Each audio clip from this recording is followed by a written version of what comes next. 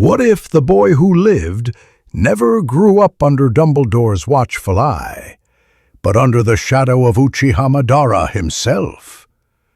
Whisked away before his Hogwarts years, Harry Potter is forged in the crucible of battle, molded by war, and trained to wield both magic and chakra with ruthless precision. Years later, when he walks back through the gates of Hogwarts, he's no longer the uncertain boy with a lightning scar. He's a living storm, wrapped in crimson eyes and black fire. The water hit his head and shoulders and kept hitting, cold as hell. His teeth chattered. His fingers were numb and pale, holding the chakra in his gut and pushed it to his skin in a thin sheet. The sheet slipped. The cold punched through. He lost the thread and almost fell. Again, Madara said from the bank, arms crossed, coat dry, face blank, setting his feet on the rock shelf. It was slick. He dug his toes in and found the thread again. He pulled from the center, held it, pressed it out to the skin, and let it flow to his soles. The water crashed down and tried to break it. His muscles shook. His shoulders burned. His knees wanted to fold. This sucked. Everything hurt. If he stopped, Madara would just make him start over. Breathe, Madara said.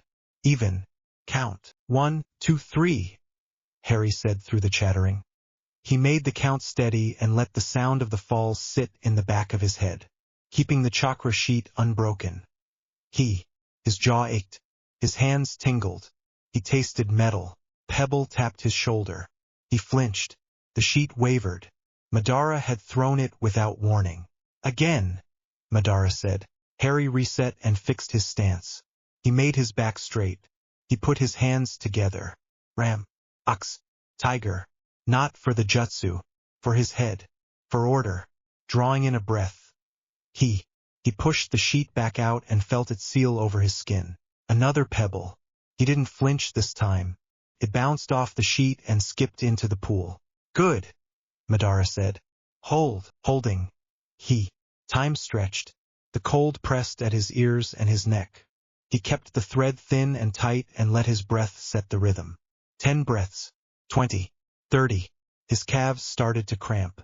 He shifted a toe half an inch and almost slipped. He didn't. Out, Madara said, stepping out from under the falls. The sudden quiet stunned him. His skin prickled. His legs shook. He walked to the bank and stood dripping. The air bit. Madara didn't move to help.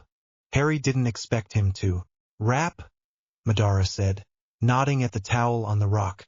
Then fire. Harry wrapped the towel around his shoulders. His fingers didn't work right at first. He forced them and crouched by the small ring of stones. The wood was stacked tight. He put his wand to the kindling. Lumos. Tight flare. Holding it and fed it a trickle of chakra the way Madara had drilled him.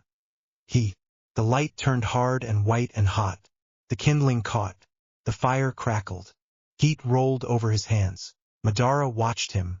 You broke the sheet twice, he said. Once, Harry said. His voice came out rough. Twice, Madara said. I threw 2 stones. Harry swallowed and had only felt one. Staring at the fire. The heat felt good and a little cruel on his numbed skin. Sit, Madara said. Harry sat. The towel steamed. The waterfall pounded behind them. Madara stood a moment longer, then sat across the fire and set a small metal cup near the edge. He didn't look at Harry when he did it, but the cup was in reach on Harry's side. Tea. No sugar. Bitter. Warm. Harry curled his hands around the cup and didn't drink yet. His teeth had stopped chattering. His body throbbed in a dull way. The fire spit a small spark. Why do you bother? Harry asked, keeping his eyes on the coals. With me. With all this. Madara's face didn't change. Drink, he said, taking a careful sip. It burned a little going down. He set the cup back, then picked at the dirt with a thumb and didn't look up. Why? Madara leaned in and fed a stick to the fire. Your father saved my life, he said. The words came flat. No drama. I was dying. Bleeding out in a tear I opened to avoid death. I misjudged it. Tried to tear me apart. He pulled me out. Harry's stomach twisted. He pressed his thumb harder into the dirt. James Potter, yes. He didn't know you, Harry said. He didn't need to, Madara said. He could have left me. He should have. I was the enemy of everything he stood for. He sealed my life with his magic anyway and made me swear a blood oath. Uchiha style. That debt doesn't die. Harry lifted his eyes. So I'm a bill to pay. Madara met his look. You're a student, he said. Power without control is suicide. You want to survive? You learn. You want revenge on the people who hurt your parents? You learn. Love doesn't keep you alive in a war. Harry's throat felt tight, taking another sip to cover it. So you don't care, he said. You're here because you have to be. I'm here because I chose to honor the oath, Madara said. And because I know what happens to power with no guide. I've seen the cost. You want comfort? I don't have that. I have training. Harry rubbed a knuckle under his nose. He saved you, he said. My dad. Madara nodded once. He had a wand in one hand and a bleeding child in the other. You were not there, but he thought of you. It was in his eyes when he reached. He decided in one breath and tied my life to that choice. Looking down again. The cup warmed his palms. His mind felt loud and empty at the same time. You said oath, he said. What did you swear? To repay the saving with service, Madara said. To protect what he could not. He asked for nothing, but he made me give it anyway. It was his way. I do not forgive him for that. I respect it. Harry felt the twist in his stomach again when Madara said, protect. He kept his face still. And me, you are his, Madara said. So you are under that oath. It is simple. Simple, Harry said.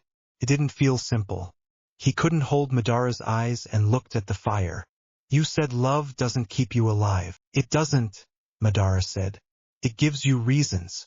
Reasons are not armor. Armor is control. Speed. Read. Strike. End it. Harry nodded. The fire popped.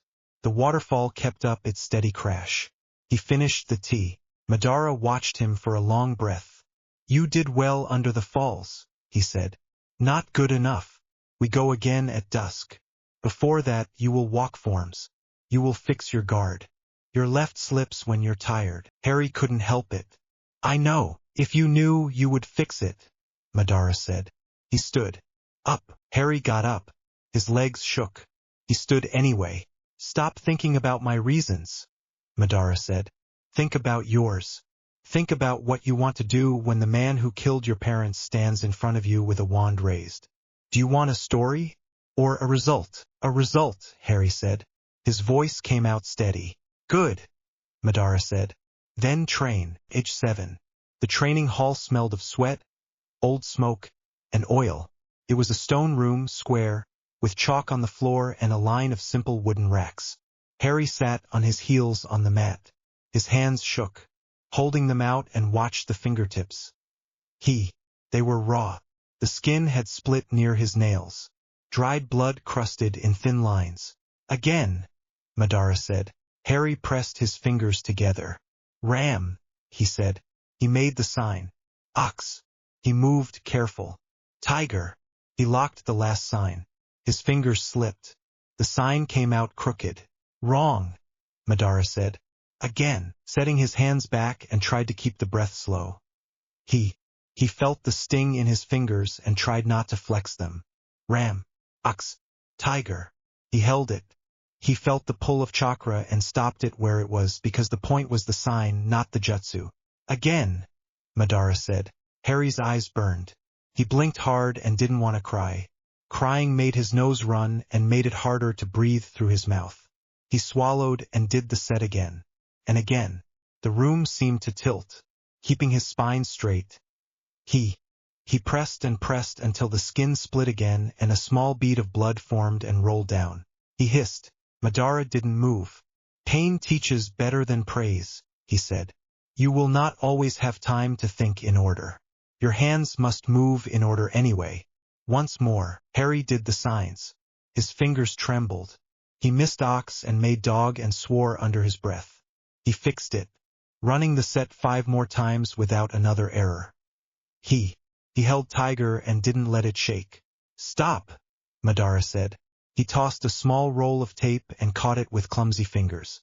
"Wrap the middle fingers only," Madara said. "You overgrip with the index. Fix that habit now." Harry wrapped the tape and tried again. Ram, ox, tiger, clean. Madara gave one short nod. Not a smile. Not a word of praise. Harry didn't want praise and wanted the nod. He got it, running the set again. Age 9. Night. The mountain air cut hard at the lungs. Harry stood beside a waist-high stone slab. On it, a candle stub sat in a ring of chalk. His wand lay across his palm. A bowl of water stood to the side. Madara stood beyond the slab with his arms folded. "Light," Madara said, raising the wand. Lumos. A white point bloomed. He felt it through the wood. He held the flow from the wand hand, then drew a thin thread from his center to meet it. He touched them together. The light jumped and blew. Heat slapped his face. The candle jumped and tipped. The smell hit him a second later. Burnt hair. He flinched and grabbed the bowl and dumped water over the slab. Steam rose. His eyebrows prickled. Madara didn't blink. "Again," he said. "Slow. The wand is a channel. Chakra is your body. Do not shove 2 currents together. Guide one into the other. Control." Harry swallowed. His hands shook. He reset the candle and set the bowl back. He wiped his forehead with his sleeve and felt the rough, singed edge of hair. Breathing out. Lumos. The point appeared. Smaller. He drew the thread from the gut. He slowed it. He let it touch the wand flow at the base of his thumb. He felt it buzz.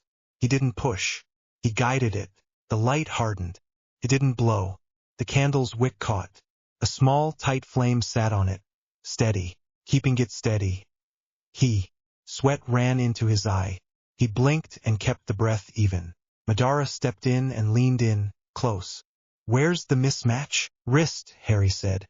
"I'm tense." "Fix it." Harry loosened just enough. The light stayed steady, holding it for a slow count of 30 and cut the chakra thread. He cut the wand flow. The candle kept burning. Madara tipped the slab with a foot. The candle slid toward the edge. "Don't lose it," he said. Harry reached with the wand and held the flame with a whisper of magic and stopped it from going out, setting the candle back upright on the slab with a shaky breath. Madara nodded once. "Reset." They did it until Harry's hands shook so hard he couldn't hold the point. He stood blinking at 2 of everything. His head pounded. He put the wand down.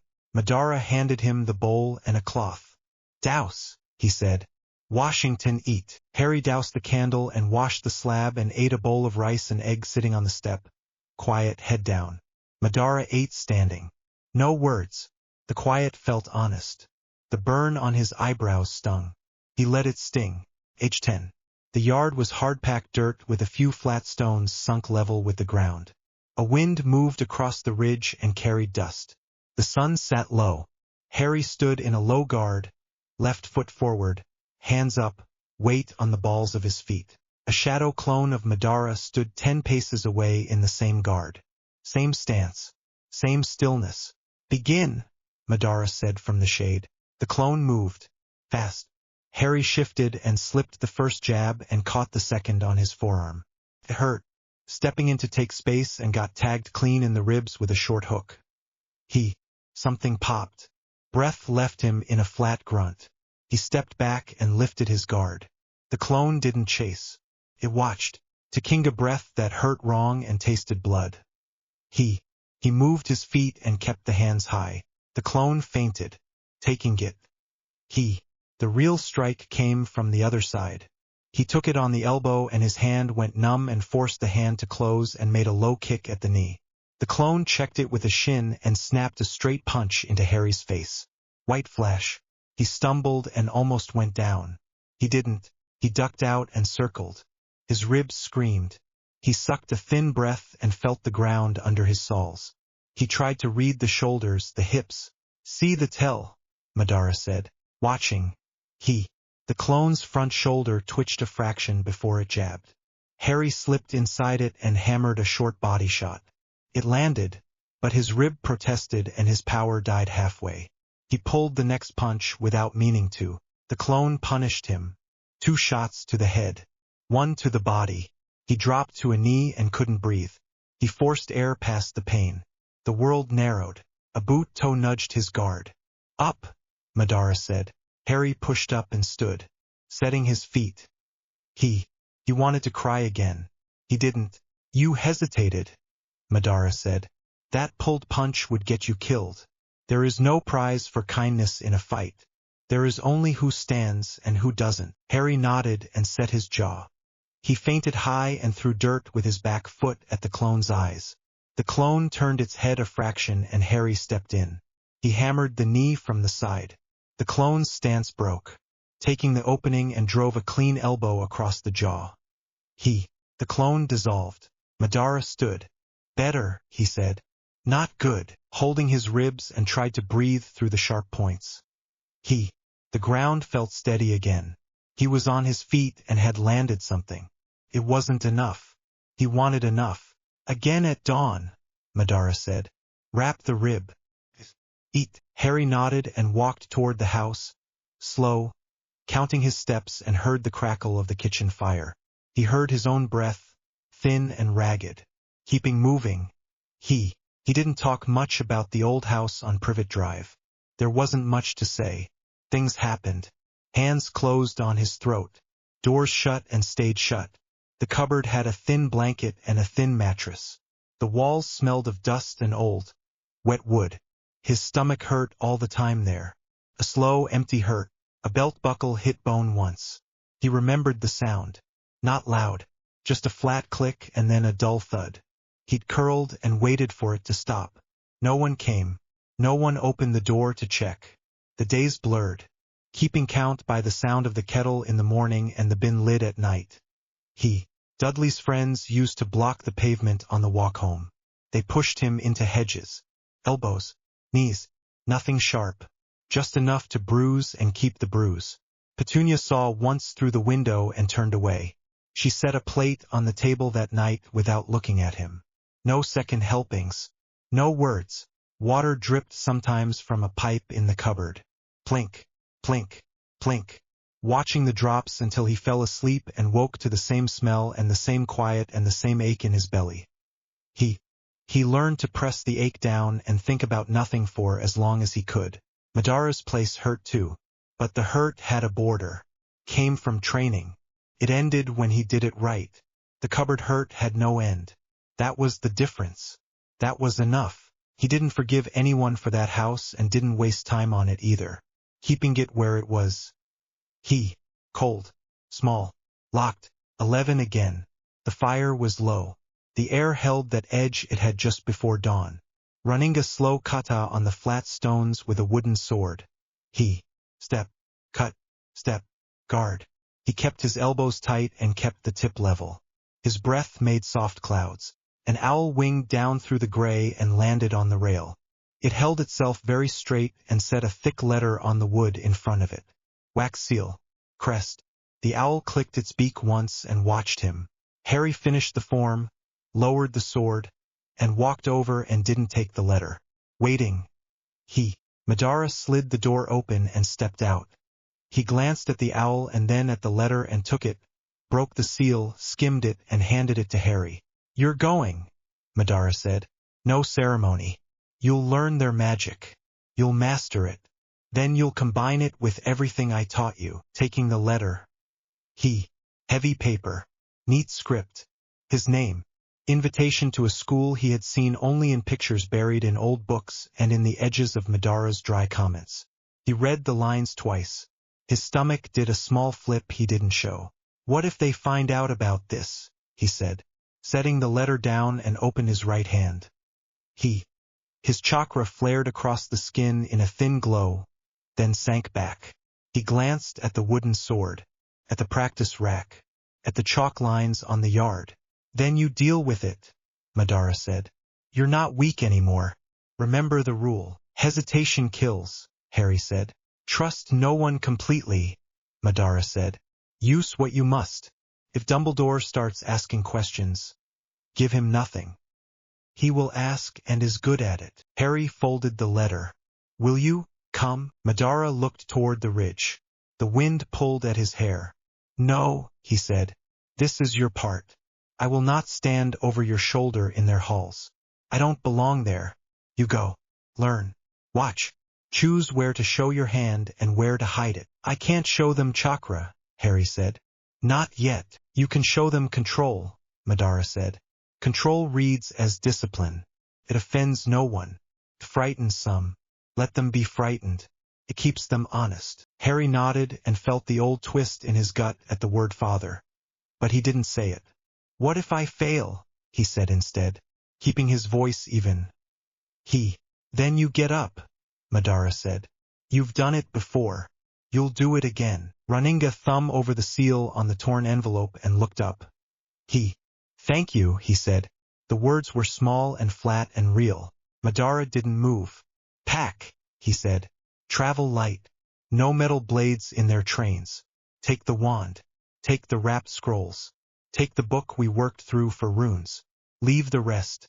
You can make more. Harry nodded and tucked the letter inside his shirt, turning and went to the room and pulled the small trunk from under the bed. He packed fast. Wand, scrolls, the rune book with his notes in the margins, 3 shirts, 2 pairs of trousers, socks, tape, salve, a worn cloth belt that fit under robes, setting the trunk by the door and went back outside. The owl had gone. The yard looked the same as it always did. Flat stones, chalk, a few scuffs where he'd slipped and caught himself over the last week. The waterfall pounded beyond the trees. The air smelled of wood smoke and wet stone. Madara stood where he had been. One more set under the falls before you go, he said. Harry nodded and put the wooden sword back on the rack. He walked to the pool, stepped onto the rock shelf, and looked up into the sheet of water. His skin tightened in reflex. Breathe, Madara said from behind him, breathing and pulled the thread. He let it cover his skin. He stepped into the falls. The cold hit him clean. He held the sheet. He didn't flinch when the first pebble tapped his shoulder. If there was a second one, he didn't feel it. He smiled once, small and quick, at nothing. He came out after the count and wrapped in the towel and stood at the fire to get warm. Madara handed him the tea without looking, taking it. They stood in the thin morning, quiet. You will get questions, Madara said. You will get noise. Cut the noise. Keep what matters. I know, Harry said. Madara finally looked at him. I trained you because I owed your father, he said. I keep training you because you don't quit. That matters. Don't make me regret saying it. Harry's chest felt tight again, for a different reason. He nodded. I won't. Madara gave a short grunt that might have been approval. Go write your supply list. We'll get what you can't buy there. Harry went inside with the letter in his hand and sat at the small table. He flattened the paper and read it one more time, listening to the waterfall and the fire and Madara's step on the boards. He kept his face calm. He felt the old house in his head for a second and shut the door on it. His life was about to change again. He didn't plan to be surprised by any of it. Harry sat alone in the compartment. Door shut. Trunk under the seat. Wand in his sleeve. Mind busy. Raninga mental map. Castle core. For towers. Dungeons. Kitchens near Hufflepuff. Trophy room level for late-night drills. An unused classroom near the charms corridor for kata. 3rd floor corridor. Off-limit sign. Good for testing security. Roof access? Later. The door slid open. A tall red-headed boy leaned in, cheeks flushed from the corridor heat. Everywhere else is full. Can I? He stopped. Eyes on the scar.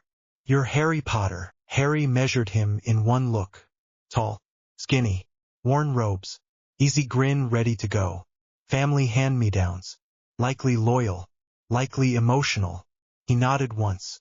Yeah, that okay. Blimey, the boy said, stepping inside. I'm Ron. Ron Weasley. He dropped into the seat across from Harry. You wouldn't believe it out there. Twins were on about their joke box. Mum made me bring a sandwich. "You play Quidditch?" Our Charlie, well, my brother was a keeper, and Harry let the sound roll and watched Ron's hands. His posture. The way he filled silence with talk. Not a threat. Not a problem. Could be cover if needed. He answered enough to be polite.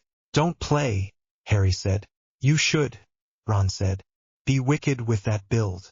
Not that I'm saying you're, I just mean anyway. Do you collect chocolate frog cards? I've got Dumbledore twice. Want one? Ron shoved the box forward without waiting for a reply. Also, the twins said the ceiling in the hall's magic and looks like the sky. I don't know how that works. Do you? Taking the card and set it aside. No, Ron grinned anyway. Right? Well, first year and all. He picked at a loose thread on his sleeve. "What house d'you want?" "Gryffindor," Harry said. "Same," Ron said, brightening. "Not Slytherin, yeah?" "Dad says." The door slid open again. A bushy-haired girl peered in, already talking. "Has anyone seen a toad? A boy named Neville's lost one and, oh," eyes on Harry. "You're Harry Potter. I've read all about you in." "Cool," Harry said. "Seen a toad?" She blinked. The script in her head stumbled. "No, not yet. But I checked 3 compartments and you should change into robes soon. We'll arrive before long. Oh, I'm Hermione Granger, by the way. And you?" She looked at Ron. "Ron," he said. "Ron Weasley. It's you and I, not you and me," she added out of reflex to something he'd said before. Then she seemed to hear herself. "Sorry." Habit. Watching her. He. Sharp eyes. Fast tongue. Posture like a checklist. Organized. Overconfident but teachable. "No toad here," he said. She huffed. "Right? If you see it, Neville." She pointed down the corridor and vanished. Ron let out a breath. "Bossy, isn't she?" "Prepared," Harry said. "Ha!" Ron scratched his cheek. "Suppose that's one way to put it." The train rattled. Voices rose and fell in the corridor. Harry pulled his trunk closer with his foot and ran the map again. Staircases move. Take the long path until he's watched them for a week. Closest exit routes from each classroom. Which windows open, which don't. Where to put a clone for cover. Where to stash a kit. "Do you get nervous?" Ron asked. "No, I do," Ron said. "Little bit. New place. New people. Mum says I'll be fine. She says everyone gets sorted right where they ought to be." "People say a lot of things," Harry said. Ron nodded slowly. "Yeah, true." They changed into robes. Ron talked. Brothers. Hand-me-downs. A rat named Scabbers that slept too much. Listening and filed details. The train slowed. Steam hissed. Students shuffled and bumped bags. Harry stood first. "Come on," he said. "Right?" Ron said, grabbing his trunk. "Let's go." They queued with the rest. Boats. Cold air. Wet planks underfoot. Torches on the far bank. Keeping his balance, scanned edges, counted staff. The big man who led them, groundskeeper, handled the boats like he'd done it 1,000 times. The castle loomed. Harry barely looked up and watched doors, hinges, latch types, locks, chains. Inside, a stern which with square glasses lined them up. McGonagall. Posture like a blade. Good teacher profile. No nonsense. The doors opened to the hall. Noise hit first. Scrape of benches. Murmur of 100 voices. He noted tables by color and crest. Noted staff chairs. Noted the old man at the center with the long beard and the still eyes that caught everything. Dumbledore. Harry's skin prickled. Looking away first. Names called. One by one. Weasley this and that. Granger to Gryffindor. Cheer. She sat straight as a rod. Hands folded. Eyes bright. Potter, Harry. The hall went a notch quieter. He walked to the stool at the same pace he always used and sat. The hat dropped over his eyes and shut out the light. Interesting, a dry voice said in his head at once. Very interesting. Courage, certainly, but, what's this? Shadow. Chakra. Not wand work at all. You're no ordinary wizard, Harry Potter. Stay out of my head. I can't, the hat said, almost amused. It's my job. You've got ambition, cunning, resourcefulness, a willingness to do what's necessary. Slytherin would serve you well, Gryffindor. You'd thrive in Slytherin. The hat went on. You're colder than you look. Calculated. You have plans inside plans. You'd rule the roost there, Gryffindor. Why? The hat said. You're not like them. My dad was Gryffindor. Put me there. Loyalty to a dead man's memory? The hat said. You claim to have no sentiment, and yet here we are. Curious. Very well, the shout rang in the hall. Gryffindor, the hat lifted. Harry slid off the stool and walked to the table. Ron thumped the bench beside him. Knew it, Ron said, grinning. Knew it. Harry sat and didn't cheer. He scanned the staff table again. Dumbledore watched him without blinking. A tiny nod. Harry nodded back once and looked down at the plate. Food appeared. Hands reached. Talk rose. Harry ate enough to refuel and not stand out and kept his shoulders loose, keeping his ears open. Names. Voices. Where people sat by habit already. At the end, Dumbledore stood and said a few start-of-term lines. Harry filed the rules. Forest. Third floor corridor. Filch. Quidditch trials. No late-night wandering. He planned his route anyway. First week. Transfiguration. McGonagall set a match on each desk. The goal, she said, is a needle. Focus. Precision. No theatrics. Students muttered. Some laughed. Some already looked lost. Harry rolled the match under his fingertip and felt its weight. Grain. Balance. Setting it on the desk level with the wand tip. Begin, breathing once. Transfiguro. The word crisp. Wand angle exact. He set a hair-thin thread of chakra at his wrist to steady the shake that most first-timers got when they pushed magic too fast. The spell grabbed clean. The match went tight, then silvered. A needle. He eased the thread a fraction too late. The needle lifted a half-inch, hovered, then tapped down flat. Silence for a beat. McGonagall stopped mid-step. Mr. Potter, she said, voice even. How did you manage that level of control on your first attempt? Keeping his face blank. Just focused, Professor. Cough sounded from the back. Dumbledore sat in the corner as a quiet observer, half in shadow. His eyes had narrowed at the hover, not at the transformation. He said nothing. He stroked his beard once with 2 fingers and watched Harry finish the exercise. Around him, wood bent and popped. A few students got splinters. One melted a match head and swore under his breath. Hermione's needle wasn't perfect, but it was close. She bit her lip, adjusted, and got it right. She glanced at Harry's desk and then at his face, curious. Harry measured the room. Who learned fast? Who faked it? Who watched others' hands and copied? He slid the finished needle to the corner of his desk and waited for the next step. Midnight. The common room went quiet by degrees. Fire to embers. Last voice to whisper to nothing. Waiting for the breathing in the dorm to level out. For beds. For blankets moving with steady rhythm. Ron snored soft at first and then loud once he rolled on his back. Harry eased up. Silent feet. Cloak over his shoulders. The fabric settled and vanished him. He slipped the latch. No creak. He'd oiled it before lights out. Moving by habit. Down the stairs. Past the portrait. Along the cool stone. Hands brushing the wall once in each corridor to feel the seam transitions. He counted steps and kept to the edges. An empty classroom near Charms. Door closed. Listening. Nothing. He slid inside. Desks pushed back to the wall. Chalk dust on the sill. He dropped the cloak and set a shadow clone at the door facing the corridor.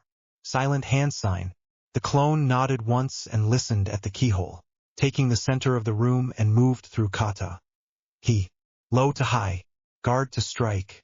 Footwork until calves burned. Then breath drills. Then the thin chakra sheet across the skin, held while he squatted and stood to keep control while the core shook. Sweat ran into his eyes. He wiped it with his sleeve and kept going. Footsteps in the hall. The clone's hand snapped once. Harry cut the breath drill and stood still. The clone dispersed in a quiet pop. The sound was small but sharp in the dead air. Filch. Slow shuffle. Mrs. Norris's claws ticked on stone. The latch rattled. Harry was under the cloak before the handle turned and held still against the wall, holding the sheet tight over skin to keep the cloak from catching on sweat. The door opened an inch. A torch beam scraped the floor. Cat nose under the gap. Whiskers twitched. Filch sniffed. The beam slid past Harry's shoes and kept going. The door shut. Footsteps faded. Harry stayed still for a count of 50. Heart hammering. He let the sheet go and put the cloak in his bag. Need to be more careful, he breathed. Don't get sloppy, taking the long route back. Library, restricted section rope. Simple knot. Simple lock. Harry stood in the shadow of a shelf, setting the wand tip and whispered, Alohomora. He fed a thin lick of chakra down the wrist to keep the unlocking curve steady. The lock clicked without the usual squeal. Excuse me. A voice hissed. Harry didn't flinch and looked up. Hermione stood with an armful of books and a look that was half outrage, half thrill. You can't be in here, she said. If you get caught, then don't rat me out, Harry said. She pressed her lips together. I'm not going to cover for someone breaking rules just because you're, Harry Potter, he said. Doesn't matter. He pushed the gate open and slid inside. She followed anyway. What are you even looking for? She asked, anger and curiosity wrestling in her voice. He considered a lie and discarded it. Advanced magical theory, he said. Stuff they don't teach first years. Like what? Elemental interactions. How spells hold shape. How willpower changes output. He tapped a spine. This one, she read the title. Applied Elemental Theory, 3rd edition. Her eyes lit. That's Nettlecombe. She advanced the vector model for, show me the diagrams, Harry said. 10 minutes later, she was on the floor with him, pages open, tracing a simple vector diagram with a finger. You can't just brute force the flow, she said. It creates turbulence in the field. You have to match frequency first. Right, Harry said. Match, then feed. She nodded, then glanced up. You and I should not be here, she said, stress finally catching up. It's you and I, not you and me, he said deadpan. She flushed. I know that. He shut the book and slid it back. I've seen enough, he said. You didn't see me, she hesitated. Curiosity won. Fine, she said. But next time ask. I could have requested a pass. I'll keep that in mind, he said, and left before she could say more. Dumbledore sat alone in his office. No tea, no sweets, just the soft tick of the curious instruments and the low hum of the castle. Drawing the pensive closer and touched the surface. The image rose. McGonagall's classroom. The match on Potter's desk. The first spell. The neat transform. And the brief float that wasn't part of the spell at all. He let it play 3 times and slowed the moment before the hover. Watching the boy's wrist. Not the wand. The wrist. Not dark, he said to the room. Not familiar either, foreign. Not from any European school. No flavor of Egyptian ritual. No hop of African wand dance. Different. Focused inward. James Potter had secrets. The thought sat in his head, heavy but not unkind. Perhaps his son carried more than a scar. Dumbledore set the memory back in the pensieve and leaned back. He thought in short lines, not long speeches. The boy was controlled, almost cold. He ate in silence and watched more than he spoke. He never looked surprised. He didn't feel malice from him and felt walls. Watch him, Dumbledore told himself. Not for fault, for cause. Turning his chair to the window. The night lay still. A few lights down by the lake. Filch's rounds. A cat's eyes blinking on a ledge and then gone. Down in Gryffindor Tower, Harry lay on his back with his hands folded on his stomach. Ron snored.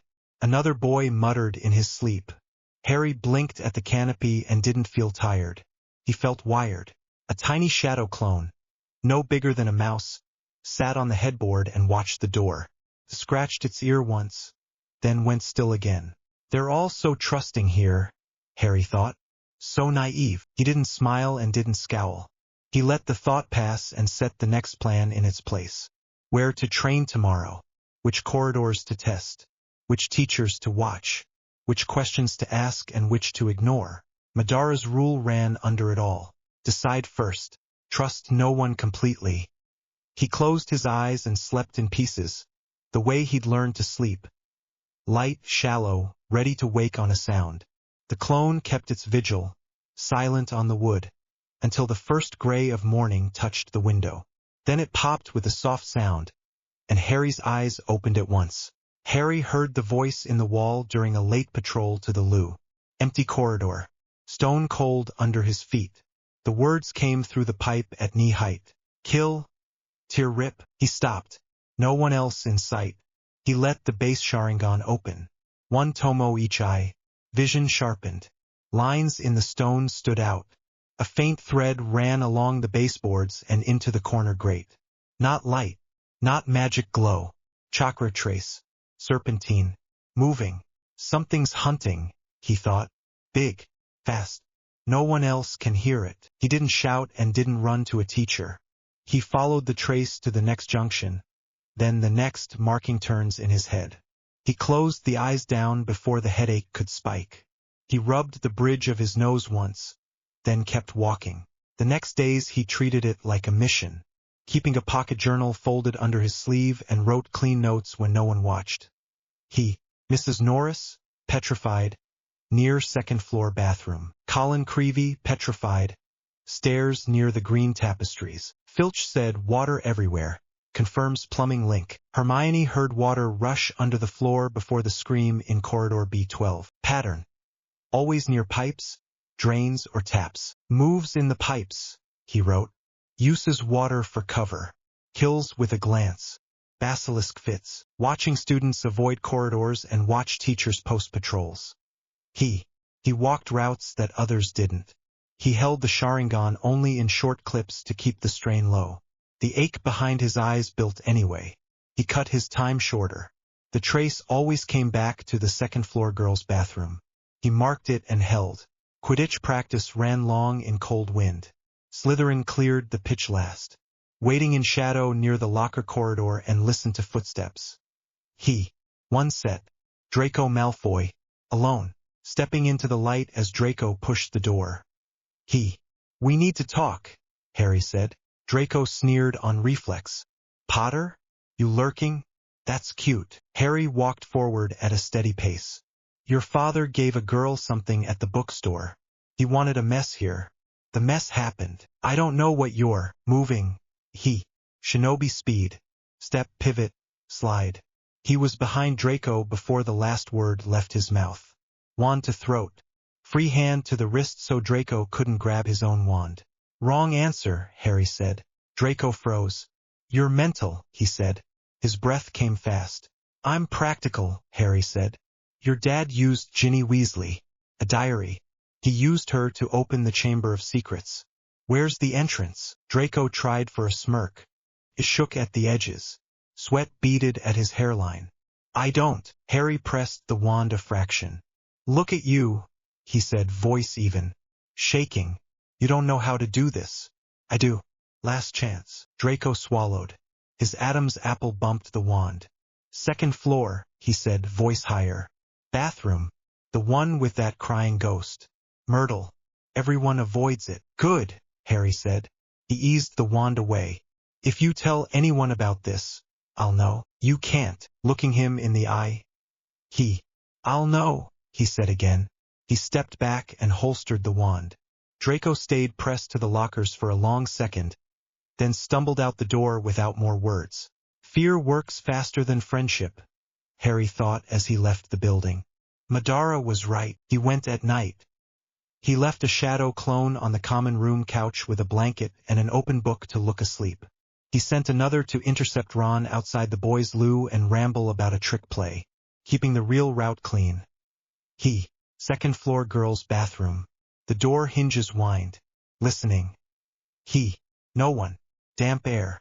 Broken tiles. A soft, bored voice floated from a stall. "Who's there now?" "Myrtle," Harry said. "Busy." A sniff. "Always busy. Always ignored." He walked to the sinks. One tap had a tiny snake carved around it. He checked the hall. Clear. He let his mouth shape the words. Parseltongue came out clean and low. Open, grinding. The sink sank. The pipe throat showed itself. White, dark, wet air. He dropped a light stone down first. Clattered far below. No voices answered. Takinga breath slid in and went. The slide was fast and rough. Water streaked the walls. Rot smell. Cold air shoved at his face. He hit bottom and rolled. Bones cracked under his boot. Small ones. Rat skulls. He stood with the wand up and the Sharingan open. The ache behind his eyes started at once. He ignored it, moving forward at a slow, steady pace. The tunnel opened to a huge space with stone faces set along the walls. He didn't stop for the faces and scanned ground level. Water pooled in low places. Slime shined on stone. A girl lay on the wet ground near the far end. Small frame, red hair. Ginny, pulse weak, skin cold. He checked her throat. The beat ticked under his fingers. He turned his head. A boy stepped out of the dark by the pillar. Black hair, school robes, smile that didn't reach the eyes. "Harry Potter," he said. "At last." "Tom Riddle," Harry said. "Teenage Voldemort. You used a girl because you're too weak to stand here yourself." Riddle's smile thinned. "You have a mouth," he said. "Do you know what this place is?" "Chamber of Secrets," Harry said. "Where's the basilisk?" Riddle tilted his head. "You will see." The air changed. A pressure rolled out from the statue at the end. The mouth opened. Stone grated. A heavy body dragged. Water sloshed. Harry didn't back up and ran numbers. Too big to dodge fully, he thought. Fangs are the main threat. Ice kill. Blind it. Finish the brain. The head pushed out. Thick scales. Old scars along the snout. The lids stayed shut. Tasted the air with its tongue. The hiss filled the chamber. The floor vibrated under its weight. "Ram. Ox. Tiger," Harry whispered. He popped the seal on his forearm and drew the chakra-coated katana from storage. The blade hummed faint. Blue flicker along the edge. Setting his left foot forward and kept the tip low. The basilisk struck. He shunshined one body length to the right. The head smashed the pillar behind him. Stone cracked. Chips bounced off his cheek. Running. Not away. Along the body. Chakra to the soles. Grip set. He moved up the scale back in fast, short steps toward the neck and drove the katana down. The edge bit a finger width and stopped. Hide too tough, he thought. He ripped the blade free and slid off the side as the body thrashed and hit the floor and rolled to his feet, raising the wand hand. Chidori surge, he said. He pulled lightning from the gut to the wrist and out. The air screamed in his ears. The point formed, tight, bright, loud. His hand shook from the force. He stepped in and drove the point into the closed eye. The lid burned through. The lightning tore into the jelly. The smell hit at once. Burnt flesh. Ozone. The basilisk screamed. The sound hit his chest and rattled his teeth. He let go and jumped back as the head slammed down. Water jumped. The body lashed and threw him off his feet. He hit the stone hard on his right side. A rib cracked. Pain stabbed. Breath wouldn't come. He rolled by instinct as the head hammered the ground where he'd been. He got to his knees and couldn't pull a full breath. He tasted blood at the back of his throat. He planted the katana and used it to stand. The basilisk swung its head in tight arcs. Blind now on one side, tracking sound, keeping still. He pushed chakra to deaden his footfall. The tongue snapped in and out, tasting for him. A soft rush of air above. Heat on his face. Looking up. A phoenix dropped a battered hat at his feet and rose. Fox. No words. No time. The bird climbed and circled. Harry grabbed the hat and felt the handle of a sword press into his palm and pulled. The blade slid free with a clean scrape. Gryffindor's sword. Weight perfect.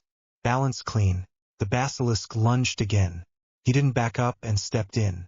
He slid under the fangs by inches. The stench washed over him. He drove the sword straight up through the soft roof of the mouth and into the brain. He put all his weight into it. He felt bone give and then hold. He shoved harder. The hilt hit teeth. He let go and dove left. The head crashed down. The body convulsed. Tail smashed a pillar. Stone fell. A fang gouged the floor where his leg had been. He rolled onto his back and pushed with his heels to get clear. His ribs screamed. Keeping moving. The convulsions slowed. Stopped. The head slumped. Blood ran in a thick sheet. Venom smoked on the floor where it dripped. He stood and pulled the sword free in a hard jerk. His hands slipped. He gripped again and got it out. The blade steamed. Riddle shouted from the far end. Voice thin now. No! You can't. Harry didn't look at him and grabbed a loose fang with both hands and wrenched. Tore free with a crack. He stumbled to the diary lying on the wet stone near Ginny's hand. He drove the fang down through the cover. Black liquid hissed out. Riddle's body tore at the edges and thinned. His face twisted. He reached. His hand broke apart. The room went quiet except for water and Harry's breath. Harry dropped to a sit against a pillar and held his ribs and kept his breath short. Sweat ran cold down his back. He closed the Sharingan. The pain behind his eyes eased a notch. He shut his eyes and opened them again to keep from passing out. Footsteps slapped. Voices. Harry! Ron skidded into view, wand out, eyes huge. Hermione was right behind him. Hair frizzed from the damp, chest heaving. Bloody hell, Ron said, staring at the body. You killed it. Yeah, Harry said. His voice sounded flat in his own ears. Hermione took in the scene fast. She went straight to Ginny and checked her pulse. She's alive, she said. Weak, but alive. Ron's face went through 3 colors. Ginny, he said, voice tight. He bent and touched her hand, then looked back at Harry. You came down here alone? Harry nodded once. You could have died, Hermione said. Her hands shook as she pulled her sleeve down. You didn't tell anyone. You didn't tell us. Mission's done, Harry said. He tried to stand and failed and breathed around the rib and tried again. He got up slow. We need to move her. Mission, Ron said. This isn't Harry, that was insane. You didn't even warn us. I told you I handle my own problems, Harry said. He shifted his grip under Ginny's shoulders while Ron took her legs. Up. Ron didn't move yet. We're your friends, he said. We're supposed to help, holding his stare. Help how? You can't fight this. You'd get hurt. Ron flinched, face red. So we're useless? In a fight like that? Yes, Harry said. No heat in it. Just the line. That's not fair, Hermione said, stepping between them as Harry moved forward with Ginny. You asked no one. You decided alone. Fair doesn't matter, Harry said. Survival matters. Move first. If I'd waited, Ginny would be dead. Ron looked at Harry like he was seeing someone he didn't know. What happened to you? He said. You didn't used to be this cold. I grew up, Harry said. They didn't talk after that. They lifted Ginny between them and carried her across wet stone. Fawkes kept pace above, light warm on their heads. The bird's tears fell onto Harry's split lip and the cut along his cheek. The flesh closed. The rib still hurt. Tears didn't fix bone. He adjusted his grip and kept moving. Up the pipe with Fawkes' help. Out through the sink. Myrtle sobbed and clapped at the same time. Harry ignored her and felt slow. Heavy. The corridor felt too bright. McGonagall and Dumbledore met them at the end of the hall with a small group of teachers. Wands out. Faces tight. Madame Pomfrey took Ginny at once. Dumbledore's eyes went to the blood on Harry's sleeves. Then to the sword. Then to the set of Harry's jaw. Later, Dumbledore said softly. Not a question. An instruction. Harry nodded and didn't look at Ron. He didn't look at anyone. He walked to the side, leaned against the wall, and breathed through the ache in short counts until Pomfrey came back and dragged him by the elbow to the hospital wing. She set the bone with a quick spell. The pain ebbed. Staring at the ceiling and counted the cracks and heard Ron's voice with the Weasleys down the hall. He heard Hermione's voice, low and fast, giving clear facts. He stayed still. Visitors came and went, keeping his words few. Fine. Yes. No, he kept his eyes on middle distance when people tried to thank him. He watched feet move and stop and move again. Ron came to the bed last. No parents. Just him. He stood with his hands shoved into his pockets and stared at the floor, then at Harry, then back at the floor. You saved her, Ron said. Thanks, Harry nodded. Good, you still should have told us. It was faster this way. Not the point, Ron said, heat back in his voice. We're not just extras. We care about you. We want to help. You don't let anyone in. You never do. Harry didn't answer. Ron huffed. Bloody hell, he said softer. I don't know how to do this with you. Then don't, Harry said. Not cruel. Plain. Ron's jaw worked. Right, he said. Right. He turned and walked out without another word. Hermione stood in the doorway. She had heard enough. She pressed her lips together and did not correct anyone's grammar. She came in and set a small stack of books on his table. You'll be bored, she said. Read. Thanks, he said. She didn't smile. You are not wrong about speed, she said. But you were wrong about us being useless. He didn't argue. She waited a second, then left. He lay back and stared at the ceiling again until the lights dimmed and didn't sleep fast. Listening to the castle. He listened for water in the walls. He heard only pipes settling and the wind at the eaves. He closed his eyes and set a small shadow clone under the bed to watch the door. Always vigilant, always prepared. He let the world narrow to breath in, breath out, and held to the rule that had kept him alive. Don't pause. He planned the next day and planned what to say to Dumbledore. He planned what not to say. He planned to check Draco's face for any hint of talk. He planned to watch Ron without getting pulled into a long scene.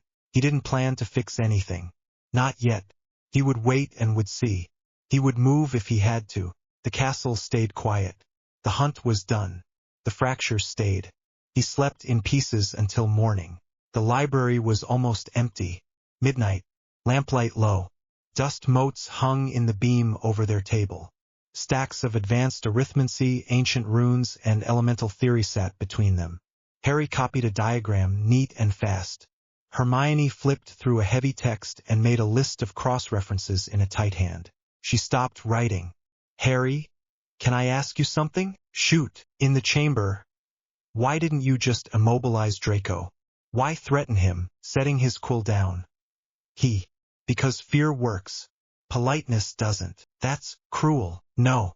Cruel is letting a basilisk kill more students because I was too nice to get information. I did what worked. There has to be a middle ground, she said. Between being kind and being whatever you're becoming. Show me where kindness stopped a war, he said. I'll consider it. She pressed her lips together. Mercy isn't weakness. Mercy stabilizes societies. If you normalize threats, you lower the standard for everyone. You encourage escalation. Hesitation kills, he said. Emotions compromise judgment in a fight. Draco bluffed until he didn't. We got the answer. Ginny lived. You're constructing a false binary, she said. It isn't mercy or death.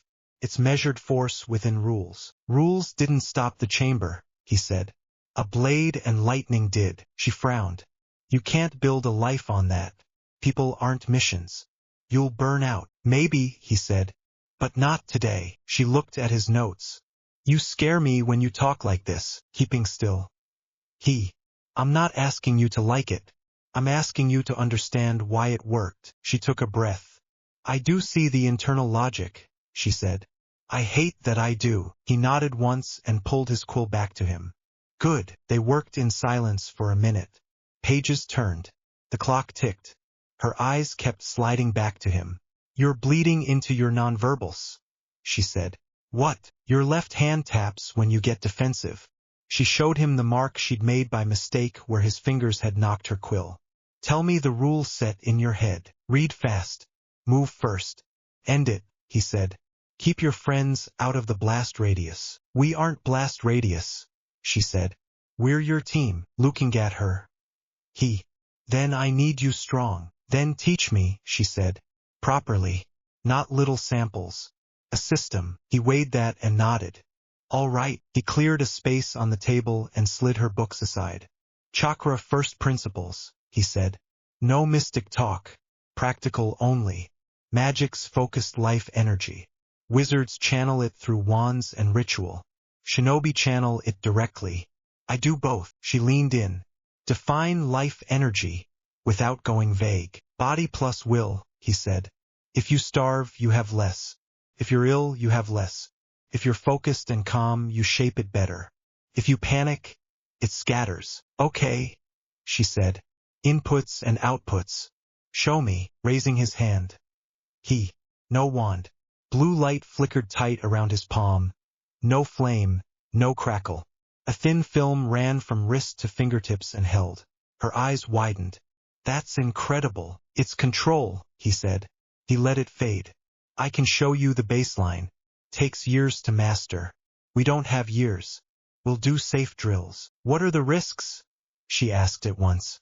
You push too hard and pass out, he said. You hold too long and spike your heart.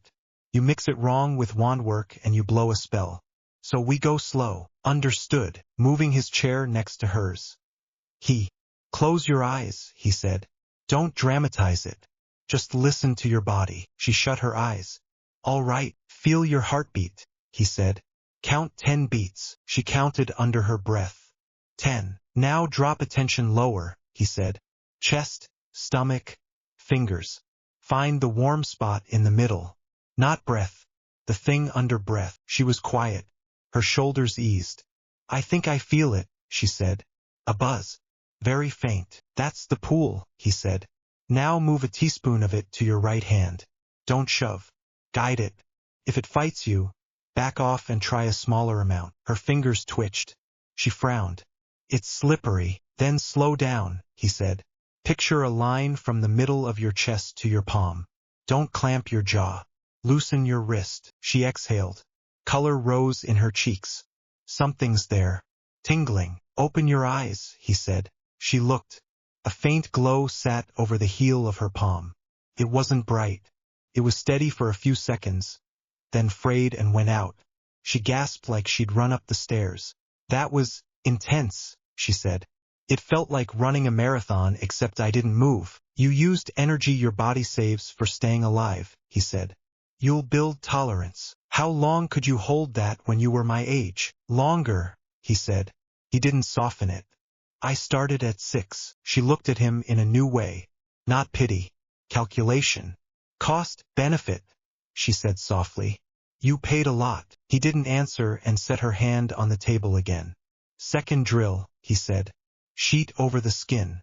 Only the back of the hand. Thin layer. If it shakes, it's too much.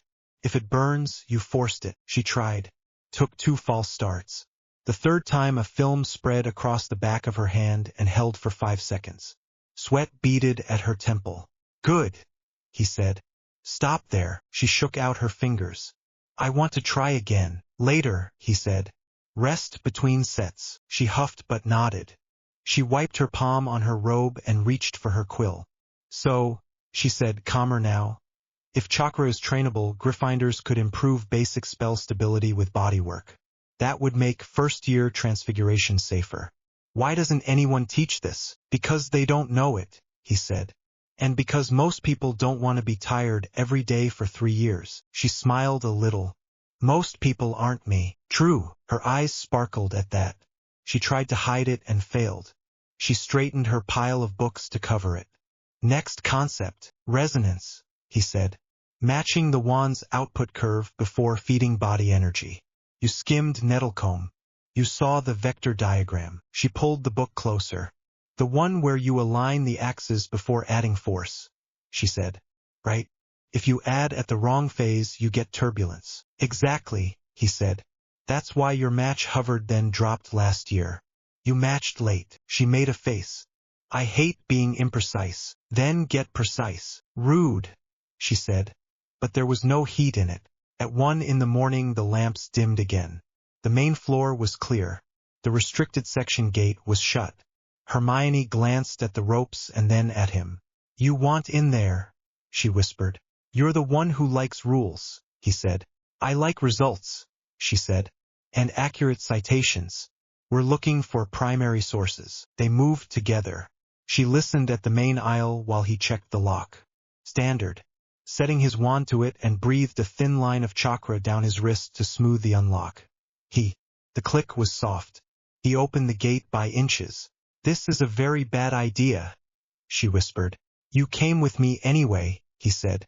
She muttered, corrupting influence, and followed him. They worked shelf by shelf.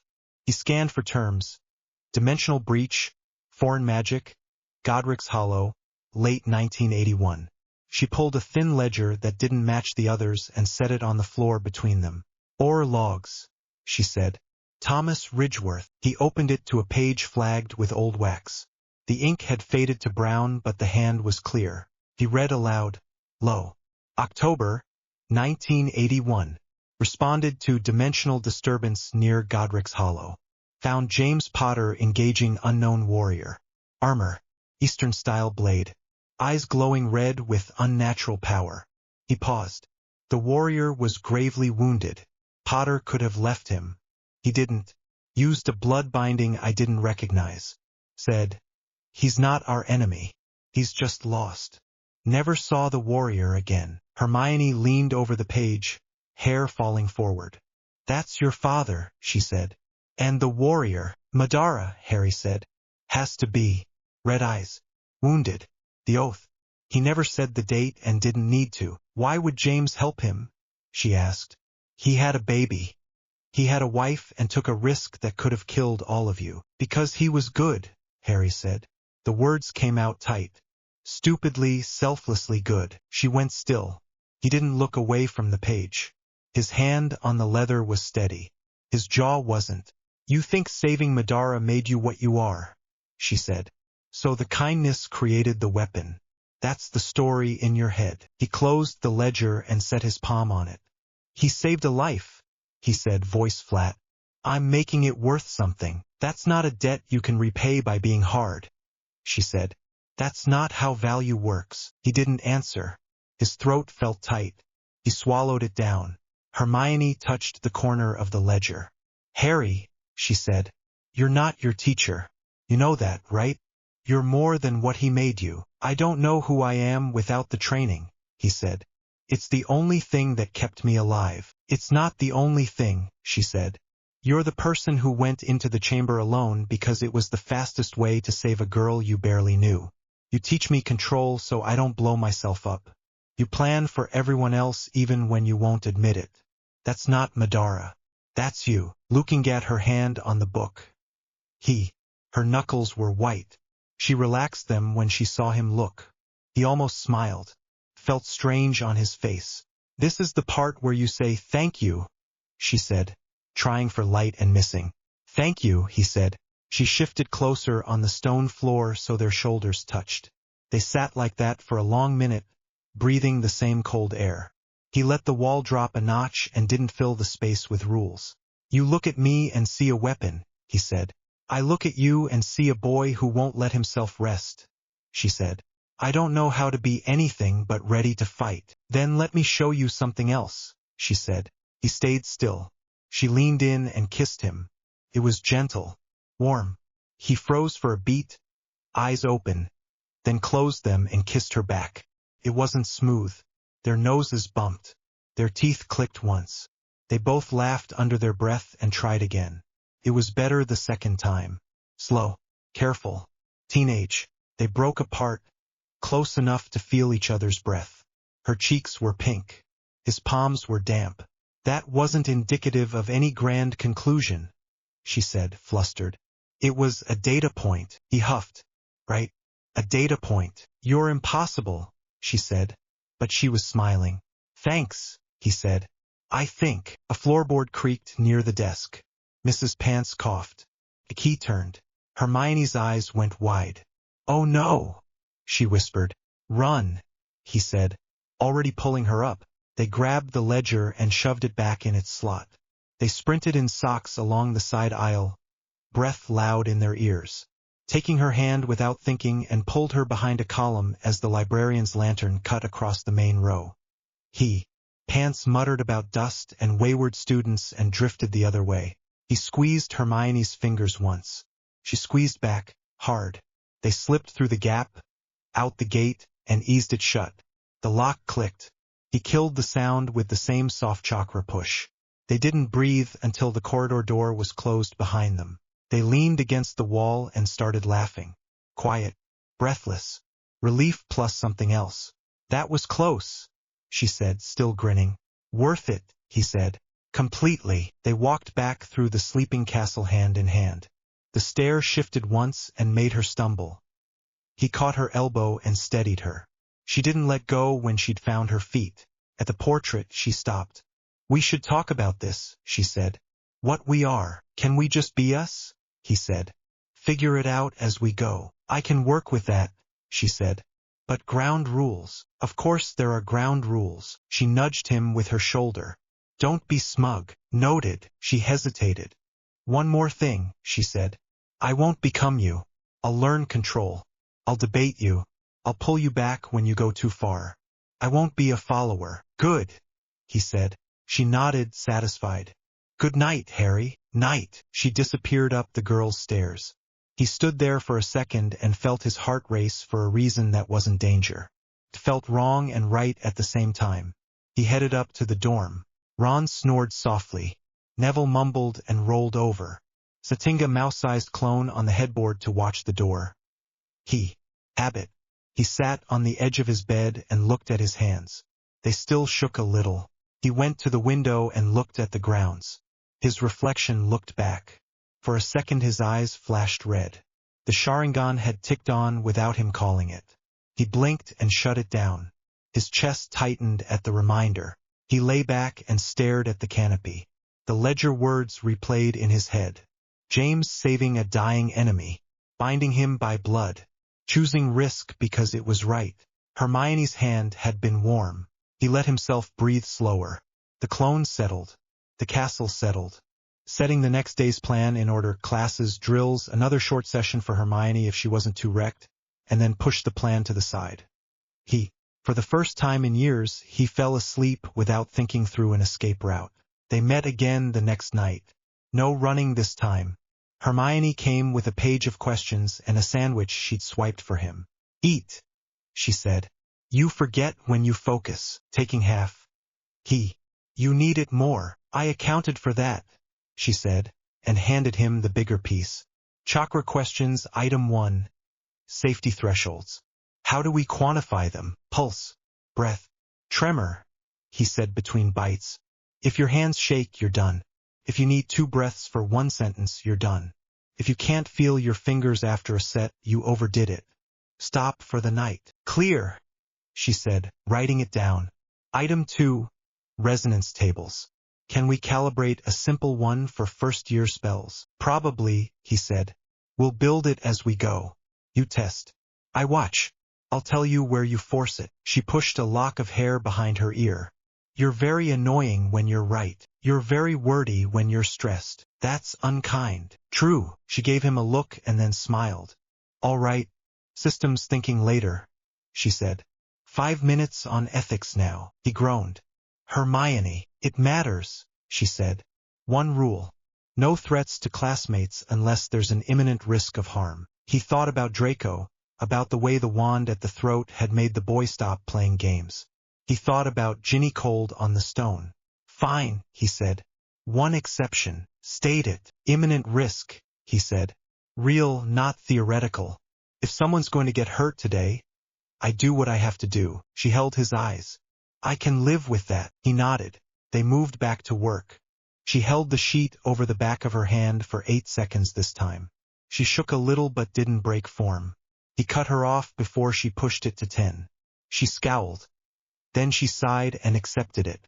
You're better at teaching than you think, she said, breathing harder. I've had a lot of practice, he said. On yourself, she said. And clones, he said. They're honest when they fail. They pop. She snorted. I wish I could pop and reset during exams. Don't. She laughed, then caught herself, then laughed again. He felt the corner of his mouth lift. It was small. It was real. They didn't kiss that night. They didn't need to. They read the ledger again, made a copy of the key page with a charm, and put the original back. Hermione sealed the copy in a folder with a tidy string. "When you're ready to talk about the James thing, I'm here," she said. He nodded. "Not yet, I know." At the door she corrected his grammar on purpose just to see him roll his eyes. He did. She looked pleased. He walked back to the dorm with the copy under his robe and felt tired in a way that didn't feel empty. His guard was still up. It wasn't in pieces. It wasn't suffocating him either. He slept through the night. No clone. No alarms. When he woke, the sun was on his pillow and Ron was already pulling on a sock and swearing about homework. Harry felt the edge of a smile again and didn't fight it. The day ahead had classes and drills in it. It also had Hermione's questions and a plan for a small, safe push of chakra in charms to test a resonance table. It had a moment for lunch on the steps in weak sun. It had more than missions. He didn't say that out loud and let it sit. He got dressed, packed his bag, and went downstairs. The music was loud. Dresses swished. People laughed too hard. Harry stood at the edge of the floor with Hermione. They'd come together as partners, not a date. She'd made that clear. He didn't mind and kept watch. Doors, exits, teachers' lines of sight. He checked the rafters and let it go. "Stop scanning," Hermione said under her breath. "At least for 5 minutes. I'm fine. You're not." He didn't answer. She rolled her eyes and headed off to speak with a group from arithmancy. He stayed where he was. "Harry Potter, right?" a voice said, turning. Cho Chang stood there with 2 drinks and a nervous smile. "Mind if I sit?" "Sure." They took the small table by the wall. She set 1 drink in front of him. "Pumpkin fizz," she said. "It's safe, thanks. I've heard you're really good at defense," she said, fingers twisting a curl of hair. "Scary good. I get by." She laughed at that. "That's modest. You took down a basilisk when you were 12. He shrugged. "Old story. Sorry," she said. "Didn't mean to push." She took a breath. "I'm awful at defense. Always second-guessing. Cedric tries to help. He says I think too much in the middle of a spell." "He's right," Harry said. "Think before, not during." She smiled. "You make it look effortless." "It isn't," he said. "I practiced more than most people." They kept talking. She didn't ask for the details of fights. She talked about Quidditch, her parents' shop, the pressure of OWLs. He answered about classes and the lake and the library and left it there. An hour passed fast. When the last song faded, she stood. "We should do this again.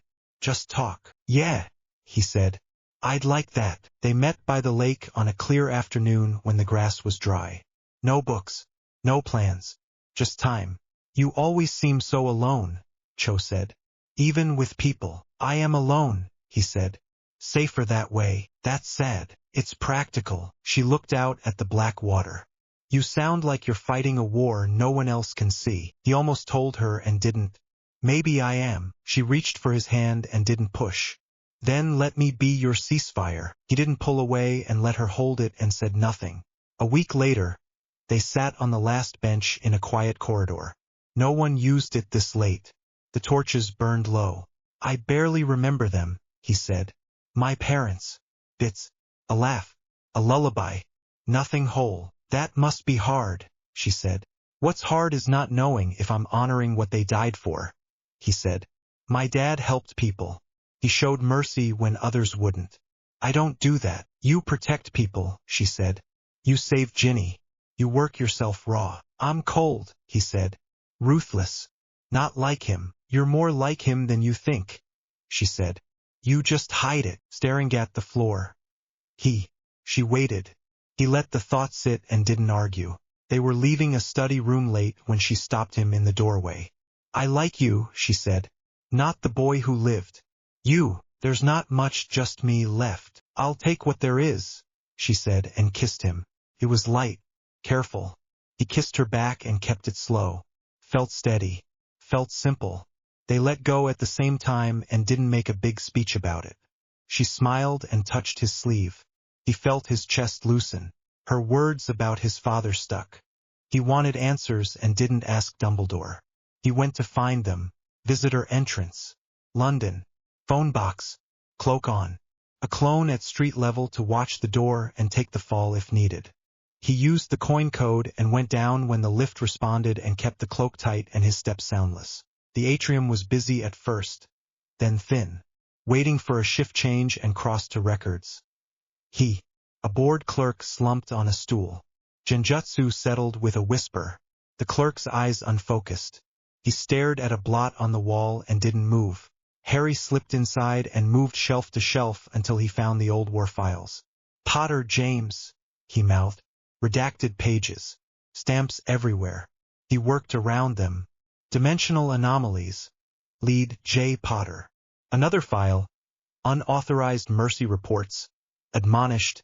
No penalty. A third. Godric's Hollow incident. Finding ritual unknown. Combatant unidentified. He copied what he could by hand. No quills. Pencil. Fast. A thin folder at the back held a loose note in a different hand. Not a report. Personal. Power without compassion is just tyranny. Mercy isn't weakness. It's the only thing that separates us from the monsters. The signature mark under it matched the one from a photo in the file. James Potter. Holding the paper a long time and didn't take it. He read it twice more. He put it back exactly where he'd found it. He walked out and lifted the Genjutsu. The clerk blinked and yawned and scratched his chin. Stepping into the lift and left. Outside, rain started. He pulled the cloak tighter and stood under an awning and let his jaw unclench. He knew, Harry thought. He knew Madara was dangerous and saved him anyway. He didn't call it brave or foolish and didn't call it anything. 2 nights later, Dumbledore asked him to stay behind after class. No speeches. No tea. There are disturbances near Hogsmeade, Dumbledore said. Odd signatures. Please take a look. Harry nodded. Tonight, yes, Dumbledore said. Be careful. He didn't tell Hermione and didn't tell anyone. He left at midnight under the cloak. Breath steady. Steps light. Up in Ravenclaw Tower, Cho couldn't sleep. She stood at the window and saw a shape slip across the lawn and vanish. She knew how he moved. She grabbed her cloak and went. Hogsmeade's back path was empty. Harry cut through the trees and held the Sharingan on short bursts to read the spiky signature in the air. Dark magic. Not old like the castle. Fresh. He came to a clearing behind a line of sheds and stopped. For men in masks. 1 woman. A Muggle family tied and gagged on the ground. A boy cried into cloth. The woman shook her head against the rope and tried to talk through it. The leader raised a knife over a chalk circle. Moving. No warning. No calls to stand down. A clone hit the first man low and took his legs. Another clone dragged the woman out of the circle by the shoulders, stepping into the second man's space and dropped him with a heel to the temple. Third man turned. Genjutsu dropped across his eyes and locked him. He froze. The leader shouted and raised the knife higher. Down, Harry said, and drove Chidori surge through the leader's arm and into his chest. Lightning tore through skin and muscle and stopped the heart. The body fell. The smell hit. The last man fumbled a wand and screamed. Harry smashed his wrist and his face and let him drop unconscious. 90 seconds. 3 dead. 1 breathing, bound. The woman sobbed. The father shook. The boy curled around his own knees and didn't look up. Harry cut the ropes with a clean slice. Go home, he said. Now. He handed the father a folded portkey from his belt. Say the word on the tag. The man couldn't speak. He nodded and squeezed the tag. The 3 of them vanished. Harry tied the conscious Death Eater to a post and wiped his wand on his sleeve and checked the area for traps. None left. He broke the chalk ring with his heel, kicked the knife into the bushes and left. Cho stood behind a tree and watched the last 10 seconds. Her hands shook. It wasn't the bodies. It was how fast he'd moved. No hesitation. No pause after. He checked his work and left like it was a drill. She went back to the castle and hid her face in her pillow and did not sleep. She found him in the library after lunch. He sat at their usual table with a book open and a blank look on his face. Where were you last night? She said. Studying, he said. Don't lie to me, she said. I saw you leave. His shoulders tightened. What did you see? I saw you fight, she said. I saw you kill. You didn't even hesitate. They were Death Eaters, he said. They had a family on the ground. They would have died. I know, she said. I know you probably saved them, but you scared me. The way you moved. The way you didn't even seem human. I did what needed to be done. That's what scares me, she said. You always say that. Necessary. Needed. As if that justifies anything. Sometimes it does, he said. Her eyes filled. She didn't wipe them. I can't be with someone who talks like that, she said. Who doesn't seem bothered by killing. I am bothered, he said. I don't let it stop me. I don't think you are, she said. Not anymore. She left. He didn't follow. He sat for a long minute with his hands flat on the table. Then he stood and walked out into the gray light. He went to the black lake and sat on the low rock where the ground bent to the shore. Wind cut across the surface. Small waves hit stone. He pulled the copy of James's note from his robe and read it again. Mercy isn't weakness. Mercy gets people killed, he thought. Hesitation does. I've seen it. He put the note away and stared at the water. But what am I if everyone who gets close ends up afraid of me? He didn't find an answer and stood and went back inside when the cold settled too deep in his hands. Turning a corner near the stair and almost ran into Hermione. She stopped. She looked at his face. Want to talk? Not tonight, she nodded. Okay, she didn't push. Keeping walking. The corridor was empty. The castle hummed underfoot. He went up to the dorm and lay down without taking off his shoes and stared at the slats in the canopy and counted them. He didn't set a clone. He didn't sleep either. Days after, he moved through lessons and practice and said less than usual. Hermione worked on resonance tables and didn't force answers out of him. Ron tried a joke and then tried a second one and then gave up and passed him a chocolate frog without a word. Harry ate it and said thanks. He trained alone at night, but he didn't go looking for fights and fixed a first-year's wand grip in charms without making a scene. He let a Hufflepuff cut in line at dinner. He didn't know why he did that. It made no difference. He wrote one line in his journal before bed. If I keep saving people and losing myself, what's left to save? He shut the book and slept in short pieces. He dreamed of a phone box and a note in a file and a boy with a knife and a woman crying into a rope. He woke before dawn and sat on the window ledge until the bell rang. He folded James's line into his pocket where his fingers could touch it and didn't decide what it meant. He carried it anyway. Breakfast was loud. Cutlery, owls, first years talking too fast. Harry ate toast and watched the staff table without moving his head and wasn't using the full Sharingan. He didn't need to. Years of drills let him read small tells without flaring his eyes. The new defense professor, Professor Vale, smiled at a joke from Flitwick. It didn't match the rest of him. His hands were white-knuckled on his goblet. His shoulders were tight. His breathing didn't match his laugh. The chakra pattern under his skin stuttered when he smiled, then settled flat when he looked away. Not dark, just wrong. Wrong the way a lie sat wrong. Liar, Harry thought. Why? And who with? Harry, Hermione said. You okay? Fine, he said. Just thinking. Ron snorted. You're always just thinking. It's creepy. Better than not thinking at all, Harry said. Ron's ears went red. Hermione gave Harry a look that said be nice. Harry didn't answer and was already laying out the week. Watch him. Learn his route. Find his contact. Take proof. Break it in one shot with witnesses. Surveillance. He started that night. A clone replaced a dusty portrait near the entrance to the defense corridor. Another clone took the shape of a suit of armor outside the staff room. Both under disillusionment. Both tied back to him with a thin, steady link. At 2 in the morning, the armor clone heard a soft knock. The staff room door opened. Vale slipped out with his robe off, shirt sleeves rolled up. He walked fast with his head down and didn't spot the clone. The clone followed at a distance and held the link until the corridor with the cracked window. Vale stopped in the shadow there. A voice came from the far corner. Not a person. A charm on the air. Distorted. The Potter boy is watching. Vale's mouth tightened. He's too observant. We move the timeline up. My master wants him eliminated before he becomes a real threat. Vale flinched. We agreed on the village first. The boy first, the voice said. Then the village. The clone held still until Vale left. Then Harry popped it and took the memory. The images slammed behind his eyes as if he'd been there himself, watching them twice. The voice was masked. The cadence felt wrong for anyone he knew. He filed it and kept going. The next night he shadowed Vale to an empty classroom near the old dueling club. He used chakra suppression until even the wall torches felt dull. Ghosts drifted past and didn't glance his way. Vale pulled a small disc from his pocket. Not a coin, not a mirror.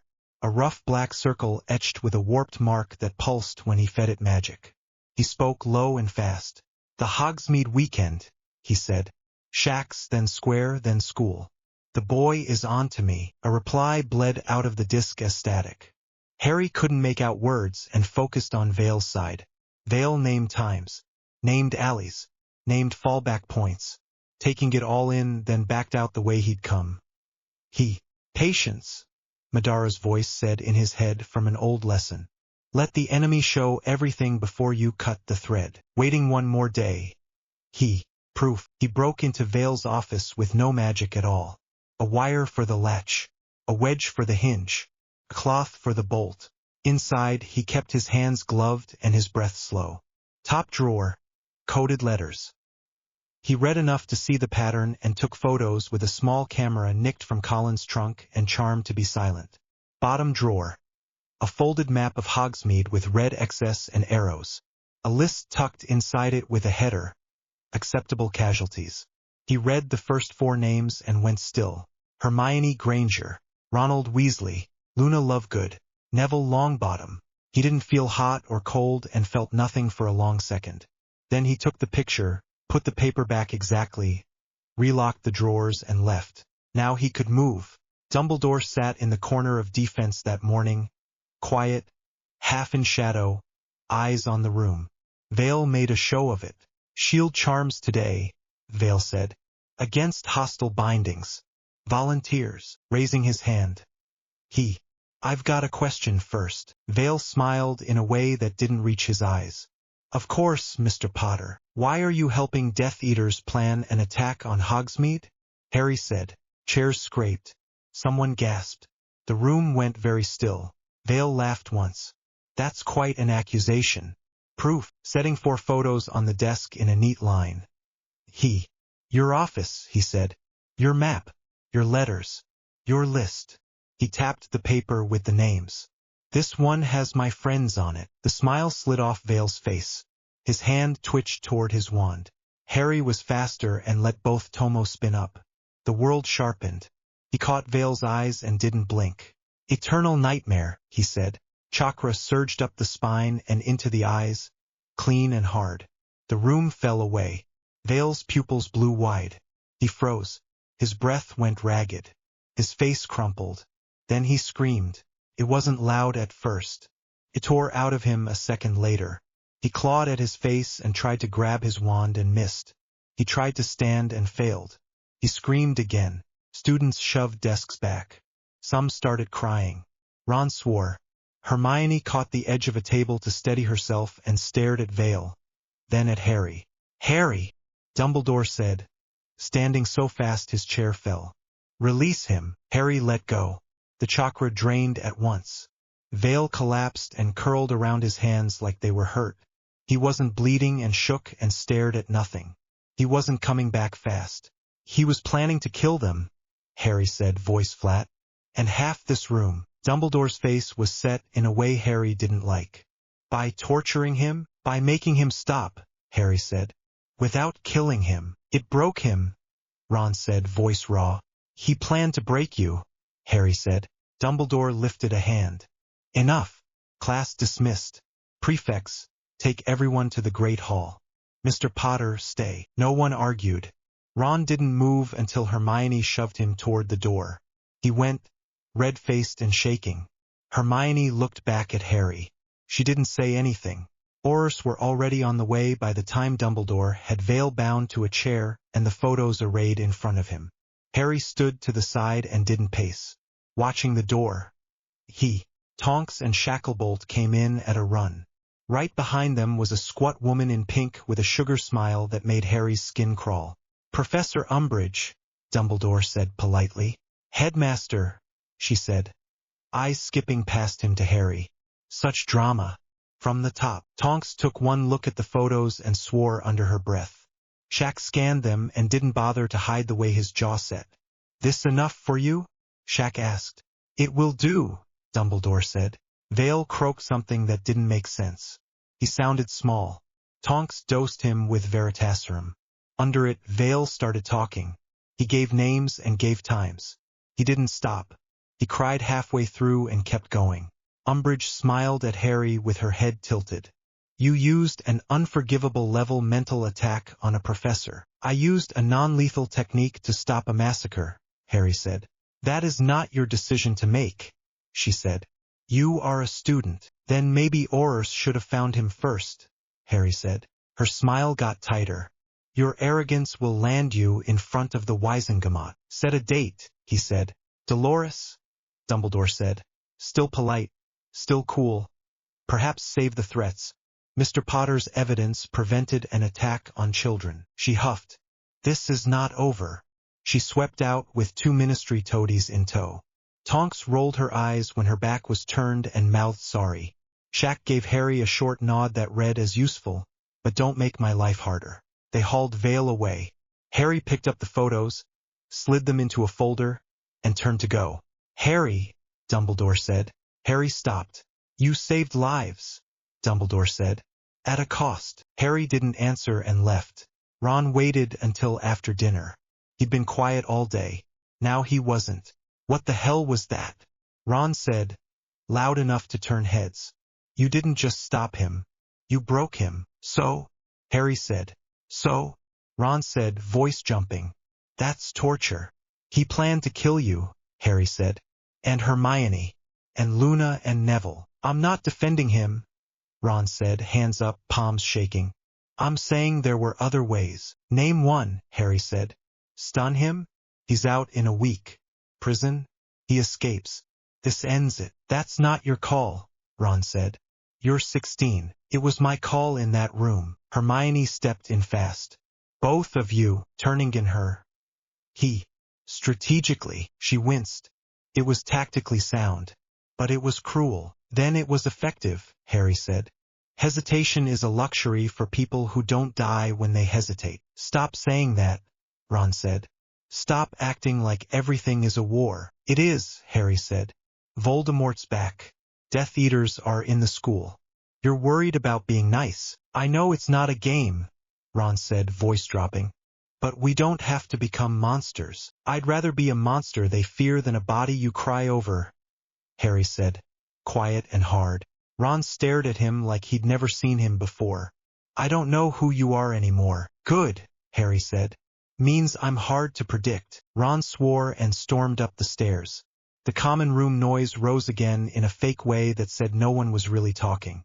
Hermione didn't move for a while. Then she sat next to him. She didn't touch him. Her hands shook once and then stopped. "You didn't have to go that hard at him," she said.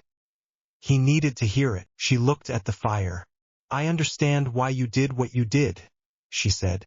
"You prevented an attack. You protected a lot of people. The evidence was solid. It was the right person. It was the wrong method. It worked," he said. "At a cost," she said. "To you. To us." She took a breath.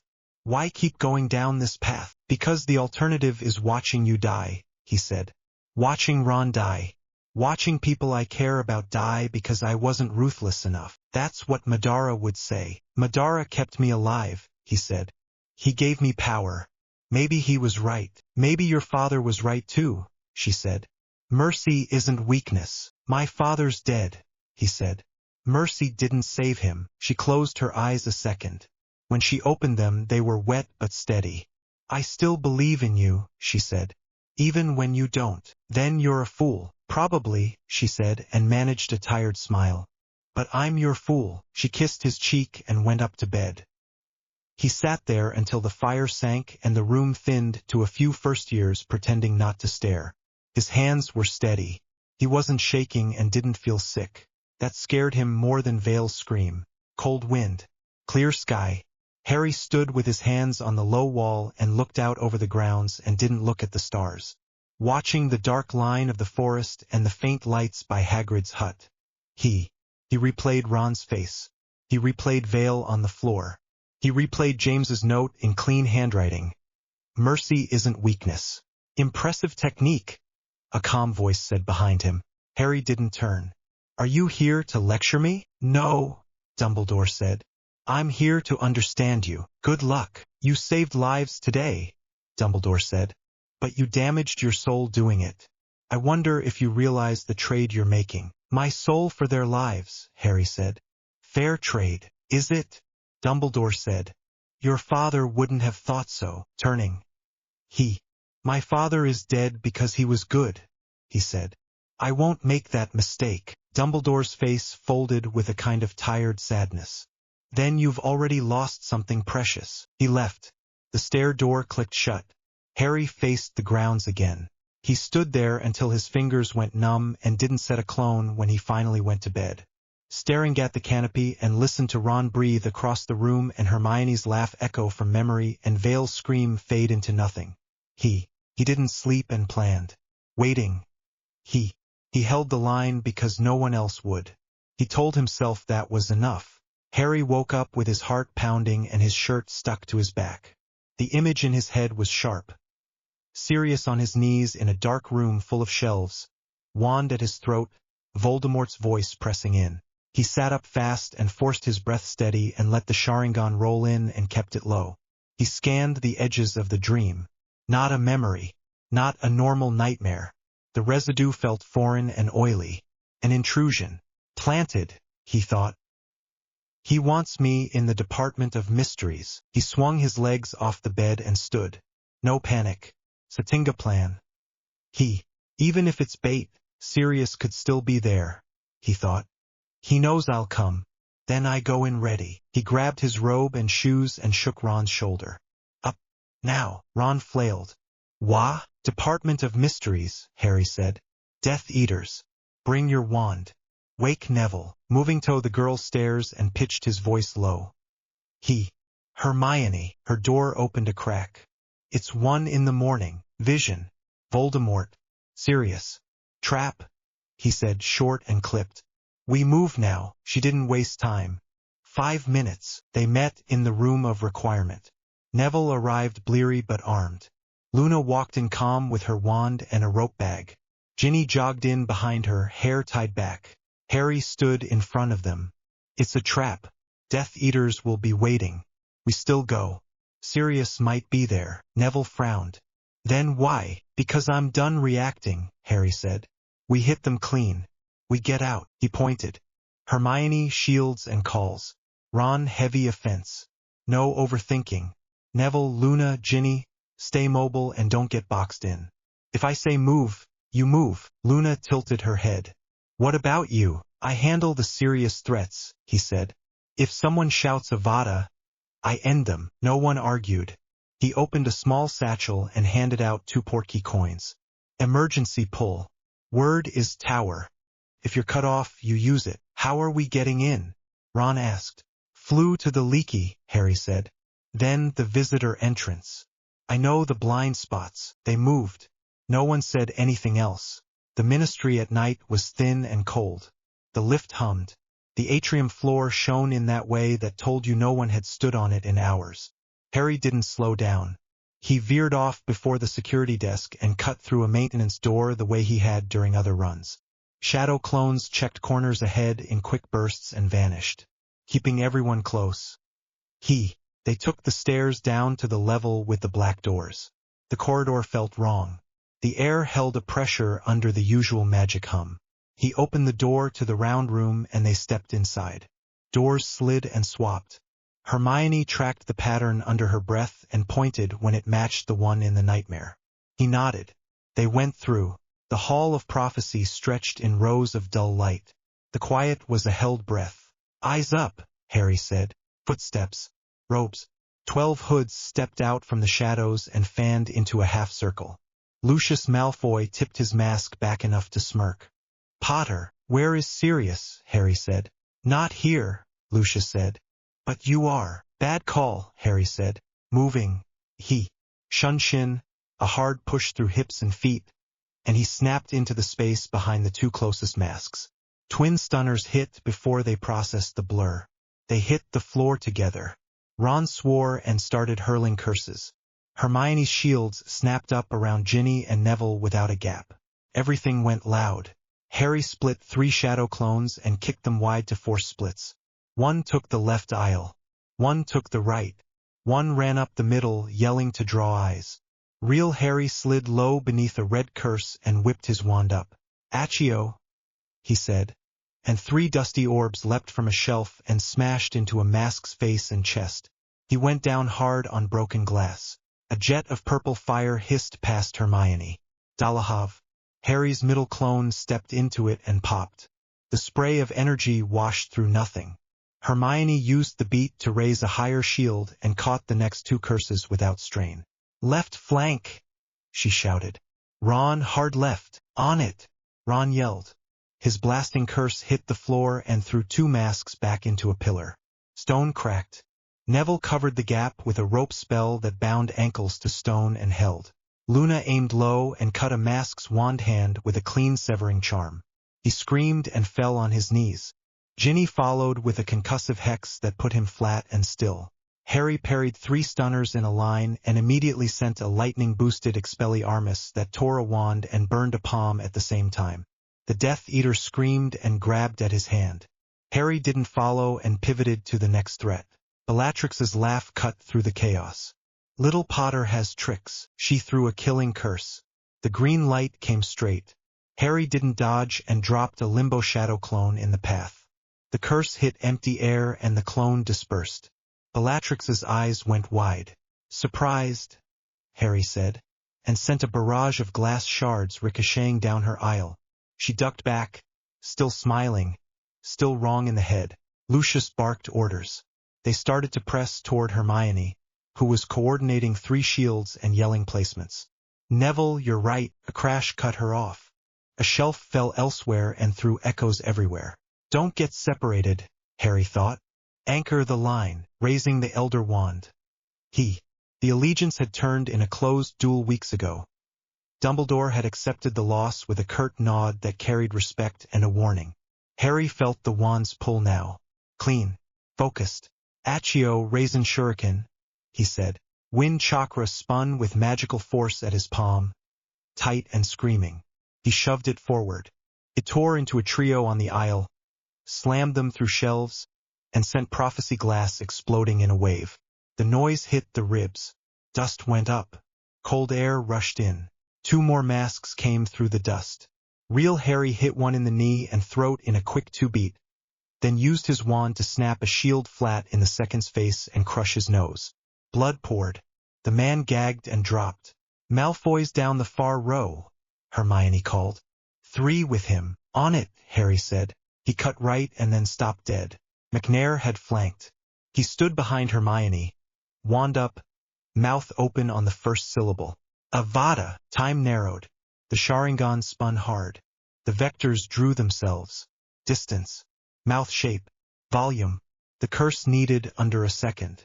Hermione's head was turned. Her shield angled the wrong way. No space for a non-lethal block. No time for a disarm. No time. Harry didn't think and opened everything. Chakra flooded from chest to shoulder to wrist. Magic surged down the Elder Wand and met it. The air ripped. A high, layered chirp filled the aisle. His arm shook with contained power. He thrust. The lightning hit McNair in the center of the chest. The body jerked. The smell hit at once, ozone, burnt cloth, meat. For a blink Harry saw bones through skin. Then there was nothing standing there. Robes fell. The wand clattered to the floor. The room stopped. Hermione stared over her shoulder at the spot. Bellatrix stopped laughing. Even Lucius didn't move. Harry's hand buzzed. He let the charge die and looked at where the man had been. Looking at his own fingers, burned pale at the tips. He noted without drama. I killed him. His heart pounded once hard. It evened. Hermione still breathed. That was the fact that mattered. Harry, she said. No judgment. Just his name. You're safe, he said. His voice was flat. Bellatrix snarled and threw 2 fast curses. He batted them aside in simple motions and sent a silent banisher that knocked her mask askew. She disapparated. The others followed. They weren't ready for this. They cut and ran. Silence rushed in behind the pop of departure. Broken glass ticked as it settled. Ron swore under his breath. Neville stepped forward and then back again and didn't know what to do with his hands. Tonks and Kingsley came in at a run with 3 more Aurors and a team behind them. Wands up. Scanning. They took in the bodies and the wreckage, and the empty robes burned at the middle. What happened? Kingsley said, voice level. Death Eaters ambushed us, Harry said. We defended. They ran. Kingsley crouched over the robes. He didn't touch them and looked at the scorch pattern. This wasn't a stunner. No, Harry said. Tonks looked at Hermione. Then at Harry's hand. Then at the robes. Did you? He was casting Avada at Hermione, Harry said. I stopped him. The Aurors glanced at each other. Calculations moved behind steady faces. Kingsley's mouth tightened and then relaxed. You'll all give statements, he said. Now, Harry nodded. Fine, keeping his answer short and didn't embellish. He didn't hide. He didn't apologize. They portkeyed everyone back. Madame Pomfrey checked them. Hermione had a cut across her sleeve and some bruises. Ron's ear rang. Harry's fingertips were burned. He let her smear the paste and wrap them and didn't react. Dumbledore sent for him after midnight. Alone. Sit, Dumbledore said. Harry sat and didn't relax. You killed a man, Dumbledore said. Yes, Harry said. Do you feel remorse? Holding his eyes. Lying would be a waste of both their time. No, Dumbledore's jaw worked. Shouldn't you? He was going to murder Hermione, Harry said. I saved her. The end justifies the means, Dumbledore said. In this case. Yes, Harry said. What would you have done? Stun him? Disarm him? Bind him? And if you missed by a fraction? Harry said. If your wand hesitated? If he said the last syllable before your spell landed? She would be dead. Your morality would be intact. That is not a win. You don't know that, Dumbledore said. Yes, I do, Harry said. I'm trained to count the beats. From word to release under a second. From his position to her chest under a second. From my stance to deployed lightning less than that. I chose the move that guaranteed the outcome we needed. You reduce human life to numbers, Dumbledore said, quiet. I reduce survival to numbers, Harry said. You work on hope. I work on probability. And when probability tells you to take more lives? Dumbledore asked. Where does it stop? When the people I love are safe, Harry said. Not before. Your father, Dumbledore began. Harry stood. Don't, Harry, don't tell me what he would have wanted, Harry said. He is dead. Mercy did not save him. You have learned nothing from his sacrifice, Dumbledore said, voice frayed. I've learned it only matters if someone lives to remember it, Harry said. I am making sure that happens, turning to the door. Harry, Dumbledore said, softer. I'm not your enemy. Then stop trying to make me weak, Harry said. He left. The gargoyle slid shut behind him. He stood in the corridor until the cold hit the sweat on his neck, and then he walked. He went to the astronomy tower and always did. He put his hands on the stone and breathed. Footsteps. Hermione sat beside him without a word and stared at the dark. You saved my life, she said. Yeah, thank you. Don't, he said. Why not? Because I will do anything to keep you alive, he said. Anything. There isn't a line I won't cross. I don't know what that makes me. It makes you someone who protects the people he loves, she said. Or someone who justifies murder, he said. She didn't flinch. Can't both be true? Looking at her. Would you still love me if it was? Yes, she said. No pause. His chest hurt in a way that had nothing to do with burns or bruises. He nodded once. They didn't talk after that. She took his hand and laced their fingers. His palm was rough under the wrap. Hers was warm. They stayed until the wind pushed through their clothes and the numb settled in. He walked her back to the common room and didn't go in.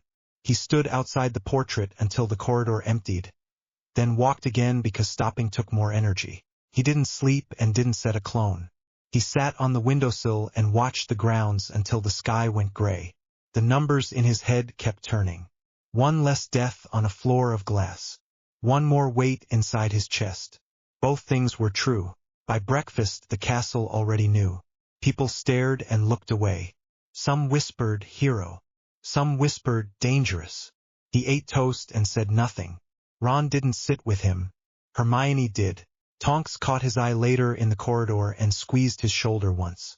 Kingsley passed him a folded note with the words "Statement received. We'll handle the politics." He threw it away after reading. Dumbledore didn't seek him out. Umbridge watched him with bright eyes and a smile that showed teeth. He marked her as a problem and moved on. At practice that night, he counted Hermione's breaths while she held a sustained shield and cut her off before the tremor. She scowled at him and then said thanks. They set new thresholds. They ate stew in the corner and didn't talk about the Hall of Prophecy. They didn't need to. When he finally lay down, he stared at his hand under the bandage. It didn't shake. That bothered him more than any scream. He thought of James's note again. Mercy isn't weakness. He didn't have an answer and had a result. He closed his eyes and forced himself to breathe out a full count before letting sleep take the edges. In the morning he tightened the wrap, checked his wand, and went to class. He had no interest in anyone's approval and had a job. He would finish it. Diagon Alley burned. Not normal fire. Black fire that ate spells on contact. Shop fronts caved. Wards failed and crackled out. People ran and screamed. The air shook. Harry stumbled out of the flue and hit the ground on his hands and had been on his way to buy ink and a new rune set. Now the alley was a war zone. Above Gringotts the sky ripped open. Edges of the tier glowed dull red and then went flat black. Something huge pushed through. It wasn't flesh. It wasn't smoke. It was a body made out of moving shadow, with jointed limbs that bent the wrong way and eyes that burned red without light. The voice came from everywhere at once. This realm smells of blood and magic. I will feast. Harry stood and drew the Elder Wand. Sharingan in. Breath steady. He read it fast. Energy foreign. Not magic. Not chakra. Wrong. Form. Unstable. In and out of phase. Weakness. Unknown. Everyone back, he shouted. Now! A mother dragged a boy toward the leaky. A shopkeeper tripped and got up with bleeding knees. Horror alarms rolled in the distance. Harry threw first. Accio Raisin Shuriken. The spinning wind disc tore forward. It hit the creature's chest and went through like air through fog. No bite. No burn. No damage. The thing laughed. Is that your best, little wizard? Moving left before the reply hit him and didn't give it more words. He switched to fire. Incendio, he said, and stacked Ketan on top. The Phoenix construct roared out. Hot white, crisp edges, fast line. It struck square. The demon opened its mouth and took the fire in. The flame vanished. The body swelled a fraction. It's absorbing my attacks, Harry said out loud. For himself, he went to limbo. For shadow bodies stepped out into the unseen layer and drove blades into empty space where the demon stood. The creature slid a half step out of alignment. The limbo strikes crossed through nothing. One of the demon's limbs snapped sideways without moving through air. A limbo body took the hit and burst. Pain flashed behind Harry's eyes. His stomach lurched. He clenched his jaw and held the other three in place. He changed vector again. Straight for lethal. Chidori's surge built hard in his hand. His arm shook. The sound hit high and sharp. He drove the charge into center mass. His hand went through. No contact. No resistance. The limb that wasn't there backhanded him across the face and chest. He flew into Ollivander's window. With splintered glass hit his side and thigh. He heard a rib crack and felt the break a second later. His breath choked off. Blood hit his tongue. He rolled out before a second strike landed. Horus arrived in a line. Tonks, Kingsley, Dawlish, two he didn't recognize. Binders first, Kingsley barked. Shields over civilians. Potter with me, they threw everything. Mass stunners, cold chains, gravity locks. Harry added clones to split focus and used close control blasts, short katon jets to push, tight wind edges to cut at joints, lightning spikes to force reactions. For a moment the body flickered. The edges tore. The center wavered. The demon roared and hit back. Not with a curse. With a pressure wave that bent air and space. Spells broke apart mid-flight. Shields buckled. Two Aurors went head over heels into a storefront and didn't get up. Kingsley's anchor ward held and then fractured like thin ice. Harry layered the Elder Wand over his forearm and braced. The barrier shivered and held with a thin line. Amusing, the voice said. But I tire of this. Time to feast. Shadow limbs shot out toward the crowd at the leaky end. No spells stuck. Lines of magic touched the limbs and came apart, running straight at the tendrils and had no clean counter left. Chakra was low. Magic reserves dipped. His ribs stabbed every breath. He kept going. He threw the last wall he had. Susanu rose around him in a hard blue shell. Shape of a warrior, armor tight, sword in hand. The ground shook under the weight. He planted both feet and set the blade to guard. The tendrils hit the shield. The first one cracked the outer layer. The second drove a line through the plates. The third found the seam. The shield held for 10 counts. 15. 20. Each push felt like a bar through his shoulders. Blood ran from his eyes. His teeth ground together. Run! Harry shouted past the shell. Move now! People ran, stumbled, crawled. Tonks pulled a child by the armpits. Kingsley hauled two Aurors by their collars and didn't look back. The shell split at the shoulder. The tear ran to the chest. A tendril punched through. It hit Harry's left shoulder. The pain was not muscle. It was not bone. It was the feeling of being taken apart at the edges. He screamed and the sound cut off halfway because his breath failed. The shield shattered. He hit the cobbles hard. The world spun on a flat plane. The demon stopped above him. The shadow face bent close. Brave. Foolish. I will consume you last. The body folded in on itself and slid back up through the tear.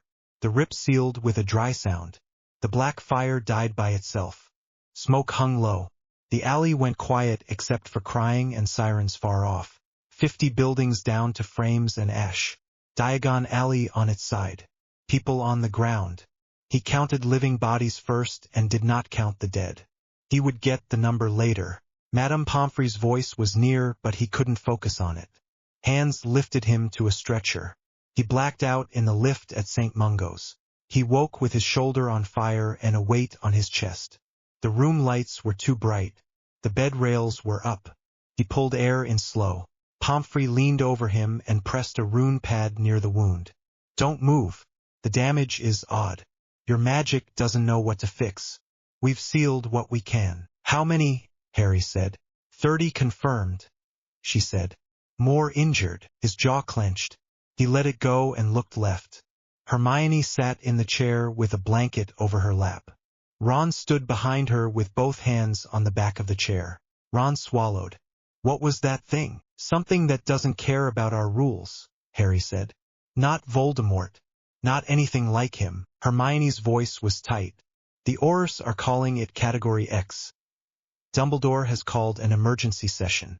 They're throwing committees at it. Committees won't stop it, Harry said. Spells won't stop it. I threw everything. Fed on it. Hermione took his hand and squeezed once. Then we find something else. I don't know what that is, he said. That's the part that scares me. He slept and woke and slept again. The wound didn't close. He could feel cold inside the muscle. Pomfrey scowled at it and changed the bandage and said nothing she wasn't sure of. On the third day, he signed himself out. Moving like an old man for the first 20 steps and then faster, and then Hermione went straight to the restricted section. Ron went to get food and keep people out. They read everything that smelled of old magic and old problems. Shelves of cracked bindings. Handwritten notes tucked into margins. A thin book with no title, Hellvale Anomalies. Azkaban built on a fault. Barriers thin in storms. Do not cast large-scale spells near the line. A phrase. A ministry pamphlet no one had read in a century. Void entities predate wandcraft. They do not anchor to this plane. Direct force disperses and feeds them. Only dimensional anchors affect them. A dusty ledger with aura field notes from before Grindelwald. We sealed a tear with the help of someone who had walked elsewhere. He told us a seal must be set by a mind that understands the gap. He disappeared after. The tear held for 20 years. Hermione tapped the line. Walked elsewhere, she read. Crossed dimensions and returned, staring at the page. Memory clicked into place. Madara's voice from the fire. I tore a hole to survive. Your father found me on the edge and dragged me back. Don't use the path I took. It breaks more than it fixes. Madara crossed, Harry said. He knew the edges. Hermione's eyes jumped to his face. No. He is the only one who might know how to close this, Harry said. He's dead, she said. And the method you're thinking of is necromancy. Dark. The worst kind. Then I'm halfway there already, he said. Don't say that, she said. Don't turn it into a joke. I'm not joking, he said. I'm counting options. They shifted stacks and dug deeper. Old Shinobi scroll translation Sirius had hidden in a false bottom of a trunk and never finished cataloging. A fragment in a ruin-binding treatise. Edo Tensei, body as vessel, soul recall, control through tag. Forbidden. Harry remembered the lesson. Madara's voice flat. This brings back the dead as tools. Never use it. Not unless the world is ending. The alley burned, Harry said. It killed 30 people in minutes. If it hits the school, we count bodies by the 100. Hermione rubbed her temple. We don't even know if Edo Tensei works here. We adapt it, Harry said. We don't need control. We need return. We use our magic as the anchor and the blood oath as the link. James made me the link when he saved him. Madara tied it with Uchiha blood. We stand on that. Hermione stood and paced once. Twice. There has to be another way. Name it, he said. She pressed her lips together. Consult the Department of Mysteries. Find another who's crossed. Research the seal itself. We don't have time, he said. The tear will open again. He will come back and got bored and left. That means he can come and go. We can't build a new theory in a week. She stopped pacing and stared at him. This is a line you can't uncross. I know, he said. It will stain you, she said. Even if we do it right. I've already stained myself, he said. I can live with one more mark if it stops that thing. What if it doesn't stop it? She said. What if it brings Madara back changed? Then we deal with that, he said. But we at least have someone who knows the gap. Her eyes were wet and angry at the same time. This is the most terrifying romantic thing you've ever said. He almost smiled. I try. She let out a breath. If we do this, we do it right. No cut corners. No guesswork. If anything feels wrong, we stop. Agreed, he said. They wrote a list. Blood link. Harry's blood. The oath passed through James to Madara to him through training. It was the closest thing to a family link they had. Dimensional anchor. The place where James found Madara. Godric's hollow outskirts. The field with the old stones. The ledger gave rough coordinates. Harry knew the rest from the auraphiles he'd copied. Sacrifice. Not a life. Never a life. A phoenix feather would hold a rebirth charge without killing Fawkes. A shed feather from a molt. Dumbledore might have one. Harry could take it and chose not to steal it. He would ask. Jutsu interface. Hand seals to shape the pull. Rune circle to hold the snapback. Tag written in both scripts to call the right mind. Containment. Wards in layers. Hermione's best binding web. Harry's limbo bodies at the edges in case something else came through first. They used the room of requirement as a lab. The room gave them chalk dust, fresh quills, a clean floor, and space to breathe. Hermione drew rune lines into a circle with runic masks for direction, name, anchor, and intent. Harry wrote Uchiha calligraphy for return. Not control, and practiced the seals in slow sets until his shoulder screamed. He stopped, reset the joint, and kept going. They went to Dumbledore's office together. They did not ask permission. They asked for a feather. "We need a phoenix feather from Fawkes's last molt," Hermione said, "for a ritual of return." Dumbledore looked at both of them for a long time. He did not ask which ritual and opened a drawer, took out a narrow box and set it on the desk. He placed his hand on it for a second. "You will bear the cost of whatever you do," he said. "We already do," Harry said. Dumbledore nodded once. "Do not lie to yourselves about the cost." "We won't," Hermione said. They left with the box and a silence that felt heavy and plain, not dramatic. At midnight they stood at the edge of Godric's Hollow where the hedges ended and the field opened. The night was clear. The ground was hard. Harry could feel old magic under his feet. A memory sat here that wasn't his. Hermione set the circle. Lines perfect. Angles exact. She checked each bend with a whisper, setting 4 limbo bodies around the field and tied them to his center and bled into a bowl and did not make a sound. He put the blood into the circle where the rune for kinship sat. He set the feather at the top point and the tag at the bottom. "Last chance to walk away," he said. "Not walking," she said, taking her hand. It was warm and a little damp. "This is insane," he said. "Completely," she said. "But it's our only option." He nodded and let go and stepped into the circle, holding the Elder Wand in his right hand. He formed the seals with his left. He spoke the call in clear words. Hermione's voice joined on the anchor line. The air went cold and thin. The ground under the circle hummed. The tag warmed. The feather lifted on a draft that wasn't wind. Harry felt the pull at the edge of his senses. Old, heavy, exact. A mind he knew only by discipline and word choice. "Come back," Harry said and pulled. The circle flared. The field went dark around them. The tear started to open. He tasted metal and smoke and held the line with both hands and didn't blink. Godric's Hollow at midnight was quiet in a way that felt wrong. The Potter Cottage ruin sat inside the safety markers and the grass had grown through the old floor lines. The place still held a charge. Magic hung low over the broken foundation. Harry could feel it in his teeth. Hermione had drawn the circle over the footprint of the house. Chalk over stone where the living room used to be, ink over the old doorway, powdered iron on the threshold. 3 bands of script ran the circumference. Standard runes for power and return, a tight ring of chakra marks for flow and control, and a third set she'd copied from an anonymous binding primer that matched the symbols in the Azkaban barrier notes. She had tested them 6 times on paper before she drew them here. She checked her work a final time. This is it. Last chance to back out. Not backing out. Stepping to center and pulled the knife from his belt.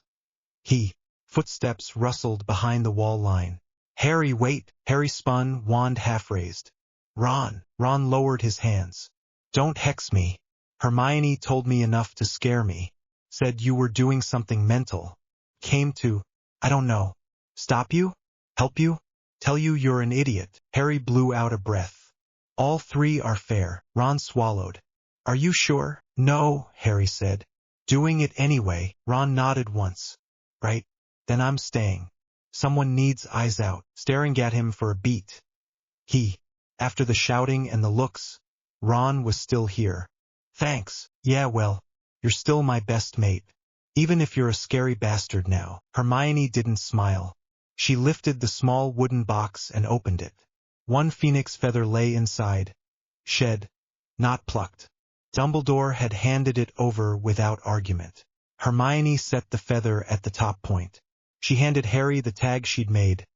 Rune script on one side, Ucchiha calligraphy on the other. Harry slid it into place at the bottom point. "Positions," Hermione said. "Ron, outside the north line. If anything comes through that isn't him, you hit it and you shout." Ron's knuckles went white around his wand. "Got it." Harry rolled his left shoulder once. The Dante wound still ached deep and wrong, but he had movement. It would have to be enough. "Start it," he said. Hermione raised both hands and spoke low. Latin for the power call. Old binding words for the shape. Her voice stayed steady. The outer runes lit cold blue first, then red, then a flat, deep black that drank the light back. The three rings cycled in order, then steadied together. The foundation under them went cold and hard. Frost crept across the stone in thin lines that matched the chalk. Harry's Sharingan engaged on its own. Flow lines snapped into focus. He could see their magic and his chakra start to braid.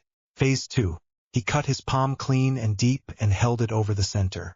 Blood fell in steady drops. He spoke the Uchiha call in flat tone, the one he'd memorized and never used.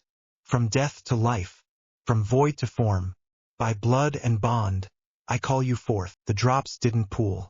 They spread in thin streams and ran the grooves. The whole circle took the red and glowed. The pull hit him at once, more than blood, more than magic. Chakra drained out of his core and along the lines. His head went light. His knees dipped. Ron lunged in and caught his elbow. Harry, keep going, Harry said. Don't stop. Hermione moved to phase 3.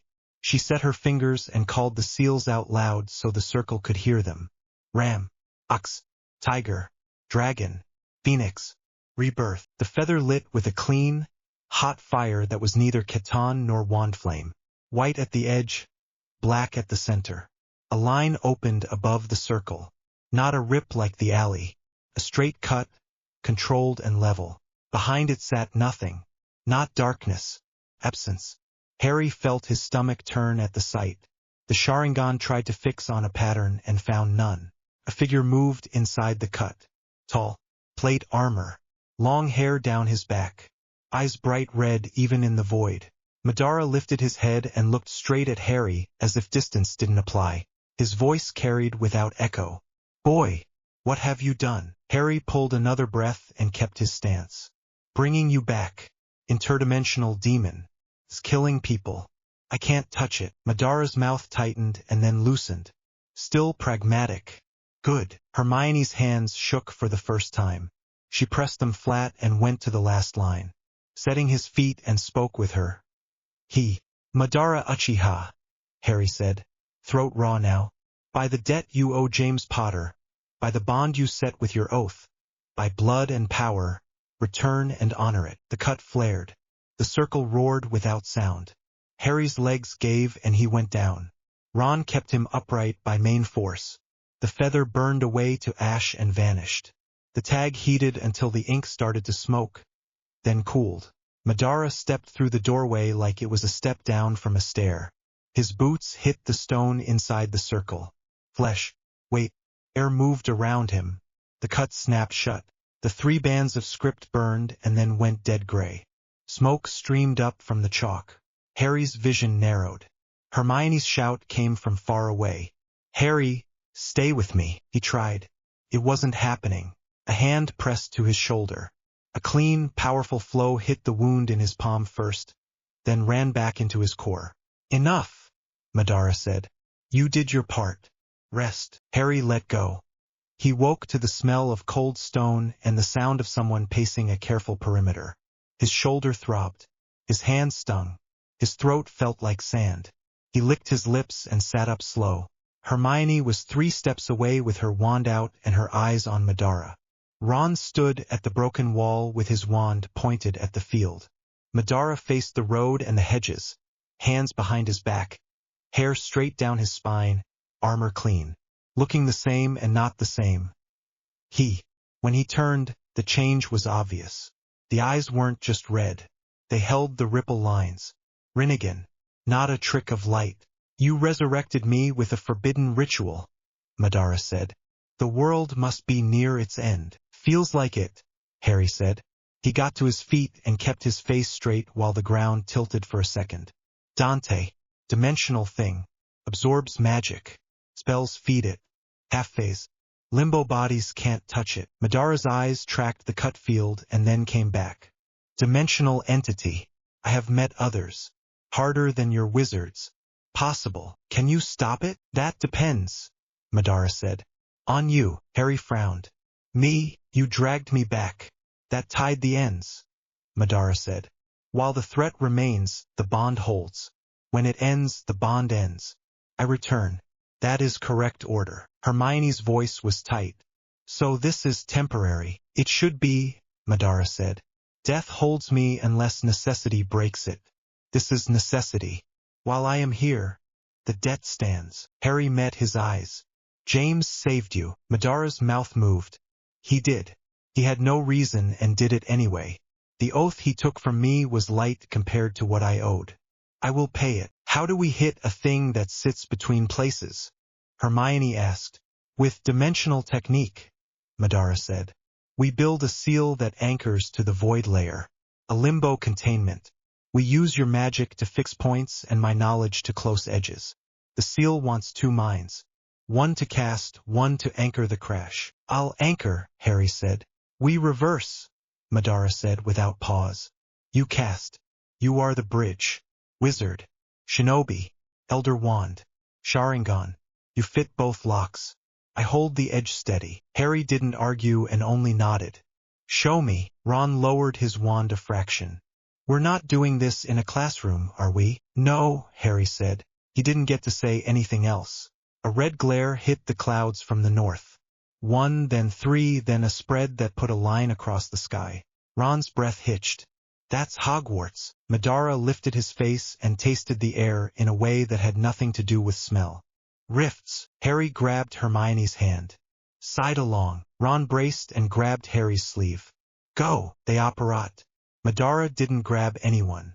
He simply vanished and reappeared on the far side of the gates a fraction ahead of them. The grounds were chaos. 3 tiers sat over the lake like holes in a curtain. Shapes pulled themselves out and hit the water and ran across it without sinking. Smaller things than Dante but still wrong. Too many joints, too many jaws, black skin that distorted the light. One tore through a section of the outer wall. Another leapt the gap and landed on the lawn. Students ran for the doors. McGonagall herded a knot of first-years and snapped a transfiguration that turned a broken cart into a barrier. Flitwick fired a chain of shattering charms that blew a path. Hagrid swung a length of iron and sent a pack of small ones sprawling. Dumbledore stood at the center of the field with 3 oars and a dozen staff and drove a lattice shield into the ground. The first wave hit it and stuck and then pushed through it like tar through a sieve. Move, Harry said, and didn't wait for agreement. He split 8 shadow clones without hand seals. They hit the closest demon line at once. Fists, knees, elbows, point strikes to joints and eyes. Bones cracked. Carapaces split. Claws ripped through 2 clones and popped them. He replaced them without looking. Hermione set a 3-layer shield in a wedge and shoved it forward like a plow. Inside my line. Now! Ron stood inside the wedge and blasted clean holes for her to push through. Left gap. Got it. Harry pulled in wind, fire, lightning in tight lines, not showy. He cut legs out from under bodies with wind edges and finished them with short lightning bursts that fried whatever nerves they had. He threw wide fire only at the ones already far from people and kept count of distance to the castle doors. Madara expanded. One moment he was a man. The next his Susanoo filled the lawn, clean lines, hard plates, sword in hand. It swung once and erased a rank of demons from the grass. The next swing cleared the strip toward the lake. The ground shook. Students screamed and then went quiet because the sound in their throats hid awe and fear at once. Dumbledore took 3 steps toward Harry without taking his eyes off the field. Harry, what is that man? My teacher, Harry said. Madara Ucchiha. Dumbledore's mouth pressed thin. The shadowed warrior. The one James saved. The same, Harry said. He's the reason we have a chance. Understood, Dumbledore said and turned back to the line. He didn't waste time. A bigger shape crawled through the rift nearest the tower. 30 feet at the shoulder, thick forelimbs, mouth that opened too wide and blew a stream of foul heat. Took 2 strides and hit the sidewall. Stone fell. I'll take it, Madara said. He didn't use seals and didn't raise the Susanoo blade. He dropped it, leapt high, landed on the thing's head, and drove his hand through the skull. The body spasmed once and dropped. Madara stepped off before it hit the ground. He wasn't breathing hard. Pathetic, he said. Harry snorted once despite the scene. Show off. Madara didn't smile. You taught me to move fast. Harry didn't correct him. They pushed. 10 minutes of steady, brutal work. Susanoo cut lanes. Harry's clones kept the gaps from closing. Hermione's wedge kept students moving. Ron burned anything that tried to flank.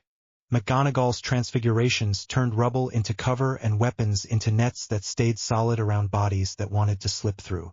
Flitwick's counters turned the worst projectiles aside. Hagrid kept swinging.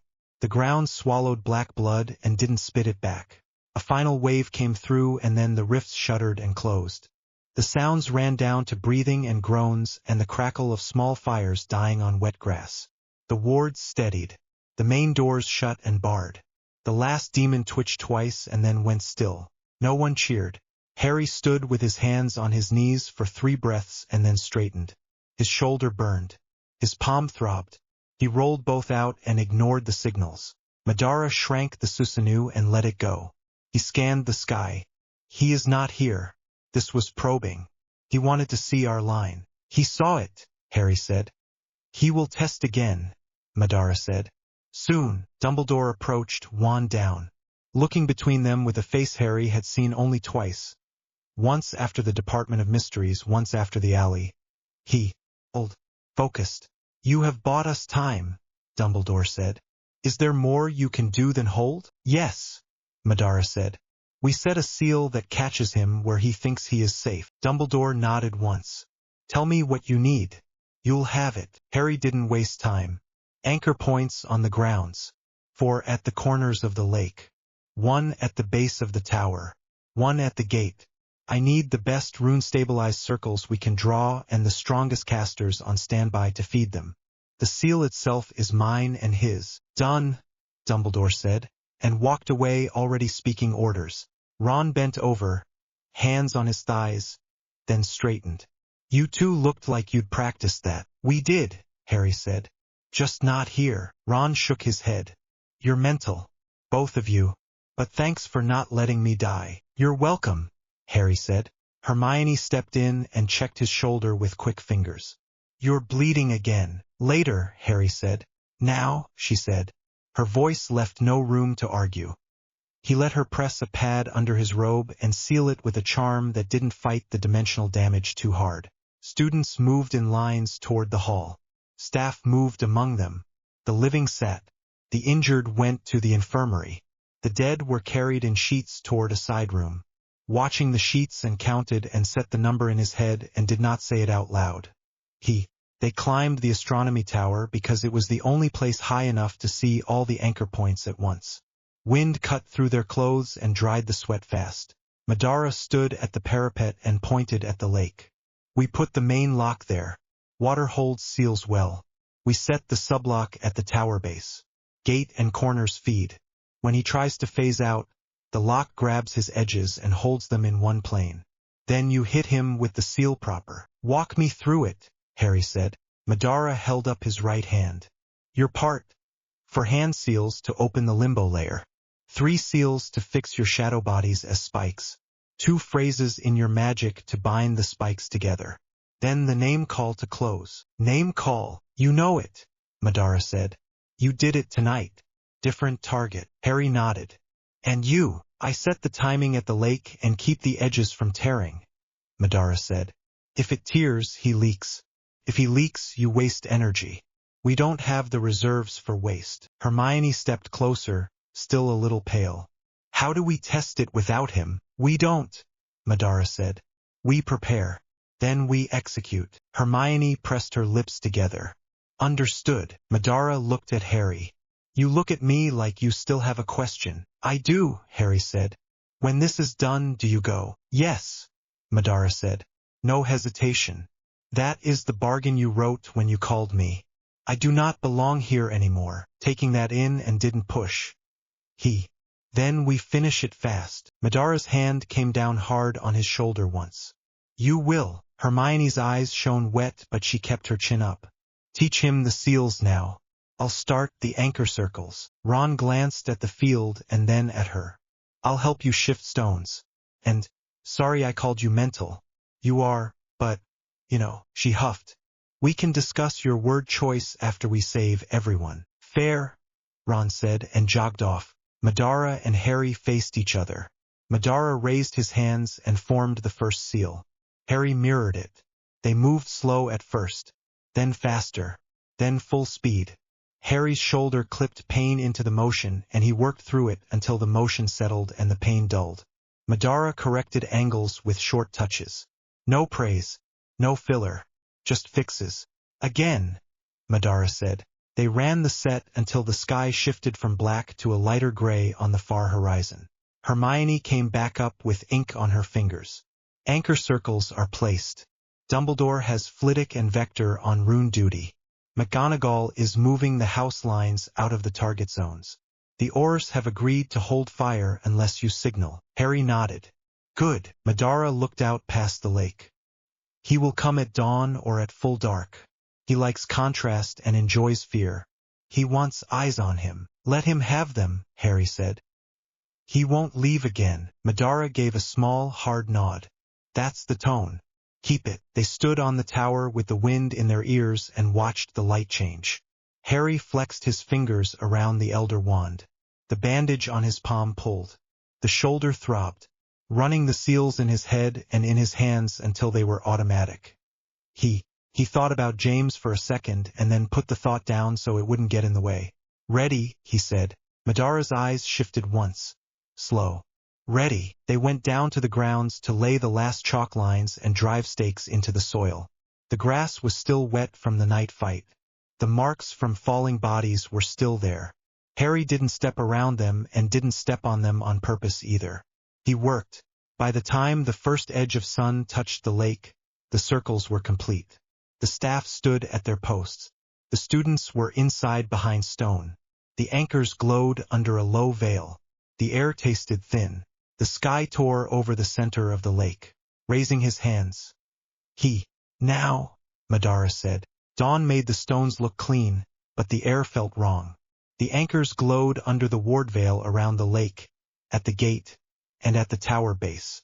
Harry hadn't slept and ran the hand seals again with slow, exact movement. His shoulder ached. His palm throbbed under the bandage. Madara watched him. You're ready. I don't feel ready. You won't, Madara said. Act anyway. Hermione climbed the last steps to the tower, hair tied back, ink on her fingers. They're coming. Dumbledore's detection wards flared twice, then failed. Multiple rifts, looking east. The red was not sunlight. Thin lines opened and spread. Madara's eyes changed. It begins. Positions, Harry said, taking one last breath and moved. The first rift split above the lake and the forest. Demons dropped through in clusters. Some ran on all fours. Some flew with broken wings. Some crawled and dragged tails that scraped grooves in the grass. Dumbledore's voice carried over the grounds, boosted by charm. All students to defensive positions. Staff with me. Aurors. Form on the north line. McGonagall sent first years into the castle with a single word and a point. Flitwick drew a bead on the far left and started breaking anything that moved with quick, tight flicks. Hagrid swung a bar he'd ripped from the gate and cleared a path for 3 terrified second years. Harry, Hermione, and Ron reached the front. Ron turned on the 7th years and took charge. Shield wall. Tight. You Longbottom center with me. Ginny, Luna, left flank. When I shout, hit hard, then reset. Don't chase. Hold the line. They answered without backtalk. Ron raised his wand. On me. Protego duo. The shared shield snapped up. A 6-legged demon hit it and skidded. Now. Bombarda Maxima. The blast blew the thing back through 2 of its friends. Reset. Hermione stepped 2 paces forward and set her wedge. Her chakra training steadied the feed into her wand. Patronus, Ignis. The bright shape snapped into life and burned on contact. Not silver alone but white heat at the edges. Luna, left peel. Luna's jinx landed with clean precision and knocked 2 crawlers off their line. Neville, heavy strike center. Neville planted his feet and sent a chain of reductors low and flat. The front row fell. Harry didn't stop to watch. Madara. Madara nodded. Spearhead. They moved. Harry cut lanes with wind edges and finished bodies with lightning bursts and dropped clones in pairs to guard gaps and feed him data when they dispersed. Keeping clear of the student lines and pushed for the lake. Madara's Susanoo flared up around him in full arm frame and swept demon bodies off the grass. Each step forward felt fixed and simple. Kill, move, kill, move. A ring of larger rifts bulged over the lake. The water heaved. The big tear split. The thing that climbed through was not the lesser body from the alley. This one filled the space between rip lines. It had too many limbs, eyes that burned, and a core that bent the air around it. Dante's true body. Its voice hit the chest before it hit the ears. Mortals, you dragged me here. Good. I prefer to feed at the source. Madara faced it. You won't feed again. Dante looked him over. Resurrected. Marked by death. Borrowed time. Enough talk, Madara said. Madara called the perfect Susanoo. The 100-foot warrior stood around him in full plates and wings, spectral blade in hand. Students on the walls went silent. Dante extended 2 limbs and a shield of warped space formed between them. Madara's first swing hit that shield and shook the ground. Trees fell from shock alone. The shield held for a breath, then warped. Dante threw the blade off with a twist and rushed in with a cluster of limbs, keeping moving while the giants traded blows. He split 3 clones for flank cover, then another 6 to hold a path for the students falling back from the lawn. He looked once toward the front line. Ron's voice cut through the noise. Left. Reset. Hit. Hermione drove the wedge forward and burned a lane open for Filch and 3 wounded to pass through. Good. They were holding. Madara's Susanoo took a stream of necrotic fire head-on. Plates blackened and cracked. Madara shoved forward anyway and caught 2 limbs on the blade. Dante sent 3 more into the armor and pried. Metal lines split. The wing on the left side sheared away and fell. Madara didn't give ground. Harry, prepare. Setting his own Susanoo. He, smaller, thinner at the joints, enough to act as a casting frame. He planted his feet and set his breath. He ran the first sequence of seals. Ram, he whispered. Ox, tiger, dragon. Dante felt the shift. His head turned. The nearest eyes narrowed on Harry. No, surged straight at him. Madara stepped in and took the hit. The perfect Susanoo met Dante's bulk with both hands on the sword. The ground under the lake bed buckled. The blade held. Cracks ran up both arms of the armor. Keep casting, Madara said. Calm. Flat. Harry didn't answer and kept counting. Keeping moving. Phoenix, he said. Open. The Susanoo around him flared brighter. He wove the first binding phrase in his own magic. The Elder Wand pulled heat and cold in at once. The anchors around the lake lit and fed him a steady flow. The anchor at the tower base linked. The gate anchor linked. The circles at the corners of the lake linked. The lattice held. Dante slammed the Susanoo with 6 limbs at once. One arm of the armor snapped at the elbow. The other bent. Madara drove the blade into the ground and used it as a brace. 30 seconds. Harry's skin itched under the feed. His palm burned. The wound at his shoulder pulsed with each draw. He forced his fingers to keep their shape. A cluster of flyers broke off and headed straight for him. Ron saw it. Harry! He broke formation with a 3-word shout to Seamus to hold and sprinted, taking 2 flyers out with back-to-back cutting curses. Hermione! Hermione didn't look away from her wedge. Luna! Cover! Luna flicked 3 shots and dropped the last with a clean ban. Ginny stepped in front of Harry and laid a crisscross of Jinx fire straight through the space the next wave wanted to cross. They fell. Ron took the last one with a point-blank blast and slid back to his post, chest heaving. Keep going. Harry didn't stop. Bind, he said. The second phrase cramped his jaw and made the air around his face thin. He ignored it. Dante tore the Susanoo's right arm off at the shoulder and shoved its body aside, planted 2 limbs and drove in. Madara made the call with no pause. Merge. Harry felt it lock. Their Susanoos overlapped and fused. The shared armor thickened and went solid. It stabilized for a breath. The drain doubled. Harry's legs shook. Madara threw the fused shield up and braced. Dante slammed into it and stuck. Cracks ran through the new plates and spread. 20, Madara said. His voice stayed level. Dante bunched and drove again. The shield held, then bowed. The fused armor creaked. The anchors flared and steadied Harry's frame. Harry's fingers fumbled and then found the last set. "Fix," he said through his teeth. The third phrase bound the spikes together in the limbo layer. He felt the invisible shadows he had set take shape and harden. Dante pushed the shield aside and punched through to the core. The fused Susanoo blew apart. Madara stepped out in front of Harry before the shards faded. 10, he said. Dante reached for Harry. Madara grabbed two limbs with his hands and feet and held them. The claws went straight through his armor and into his chest. Blood came up at his lips. He didn't loosen his grip, looking back once. Finish it. Harry's throat closed. He forced it open and set the last hand shape. The Elder Wand burned in his grip. He pushed power through both systems and spoke the name call that fixed the whole thing. Limbo Containment Seal. The spell didn't scream.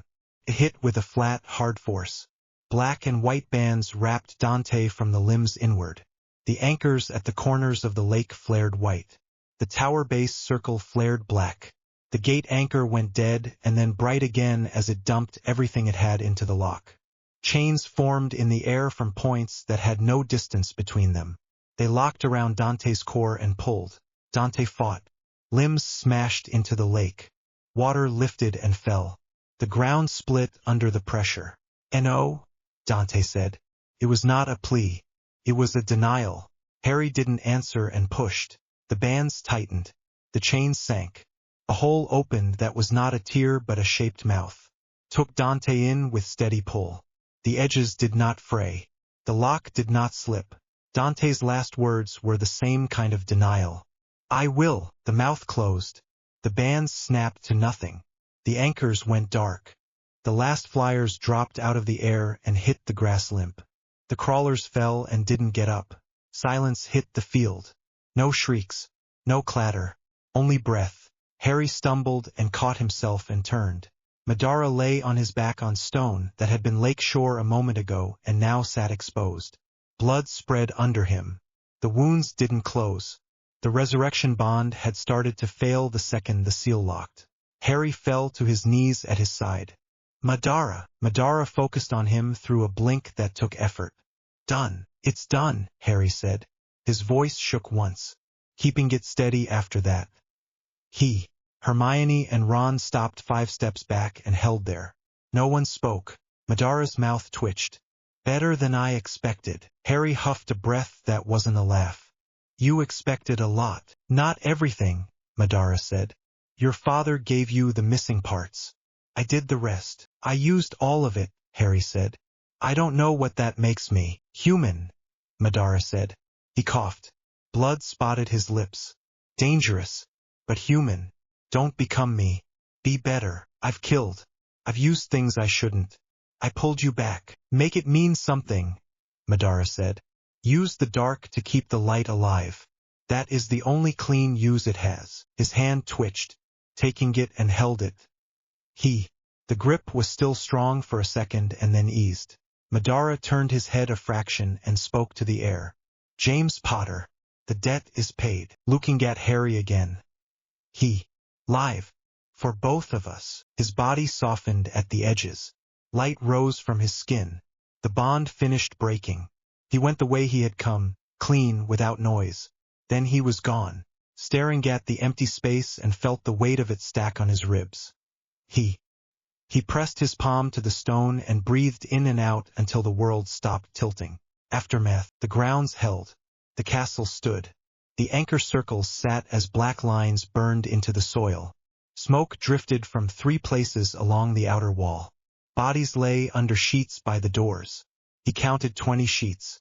Madame Pomfrey ran between cots on the lawn. Oars moved in pairs, checked for movement, and tagged nothing with red. Kingsley found Harry sitting on the edge of a broken step. "You did it." "We did it," Harry said. Kingsley looked at the sheets. "At a price." "I know." Ministry officials arrived 20 minutes later, late as usual, in clean robes. 2 of them started with the same line. "Necromancy carries." Dumbledore stepped in front of Harry without raising his voice. "He saved the world. If you want to press charges, you can do it in front of the families who still have their children because of him. He did not smile. He did not blink. Choose. They left with tight mouths and weak nods. The paperwork would stew and die in some office later. Harry didn't spare them more thought. Ron came and sat. He didn't say anything for a while.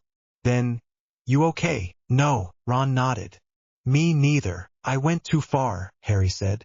"I don't know how to step back." "Maybe you don't," Ron said. "Maybe you stand where you need to stand and let us pull you if you lean too far." He nudged Harry's arm with his shoulder. "You saved us. All of us. I can live with the rest." Looking at him. "Thanks. Don't go weird on me," Ron said. "I'll start crying and that's not a good look." Pratt. Scary bastard. They sat with that and watched the work go on. Hermione found Harry that night on the tower. She didn't bother with preface. She walked up and put her forehead to his chest and stood there until his arms came up around her. "You saved them," she said. "We saved them." "You saved me," she said. "Twice over." He didn't argue. She leaned back and searched his face. "What are you thinking?" "That I don't know where the line is anymore," Harry said. "Madara said to be better. I don't know if I can be." "You can," Hermione said. "You already are. You just don't trust it." Looking at her hand on his chest and then at her eyes. "Stay. I'm not going anywhere," she said. He kissed her. Simple, careful, real. They stood there and didn't say anything for a while. A week later, scaffolds went up on the wall. Charms shored up the tower. Students returned to classes in shortened blocks and spent the rest of the day in drills. McGonagall rewrote 2 syllabi. Flitwick built a ward lab and filled it with eager hands. Dumbledore lowered the shield lines and raised them again with new layers. Harry stood at the graves at Godric's Hollow with 2 flowers in his hand and put them down and cleaned the stones with a pass of his fingers. "I don't know if I lived up to you," he said to the space. "I did what I had to do. I tried not to lose the parts you'd want me to keep." He stood a minute longer. The wind moved the grass. That was it. He didn't ask for signs and didn't need them. Back at Hogwarts, he asked for time in the Great Hall after dinner and got it. He spoke from the floor, not the dais. "I'm starting a new defense block," he said. "Voluntary at first. It won't be easy. It will be real. You'll learn to stand, to move, to keep each other alive. You'll learn to end fights, not start them. If you show off, you're out. If you take it seriously, I'll teach you everything I can without breaking the rules that keep us human." McGonagall inclined her head. "Approve." The next day 50 turned up. The day after that 100. Harry drilled them hard. Hermione ran theory and kept him honest. Ron handled group command and made them act as a unit. Luna added straight-line precision. Ginny made them mean it. Neville kept the nervous steady with quiet words and a firm stance. No one forgot the sheets by the door. No one forgot the anchor rings burned into the grass. Time moved on. The world didn't end. Voldemort still stirred in the background, as he always had, but now the castle had teeth, and the students knew how to bite. Keeping his nights on the tower and watched the sunrise on the day the last wall stone went back in place. The light slid over the lake in a clean line. Madara's last words sat with him and didn't fade. "Live for both of us." "I will," he said. He meant it and turned and went back down to the work.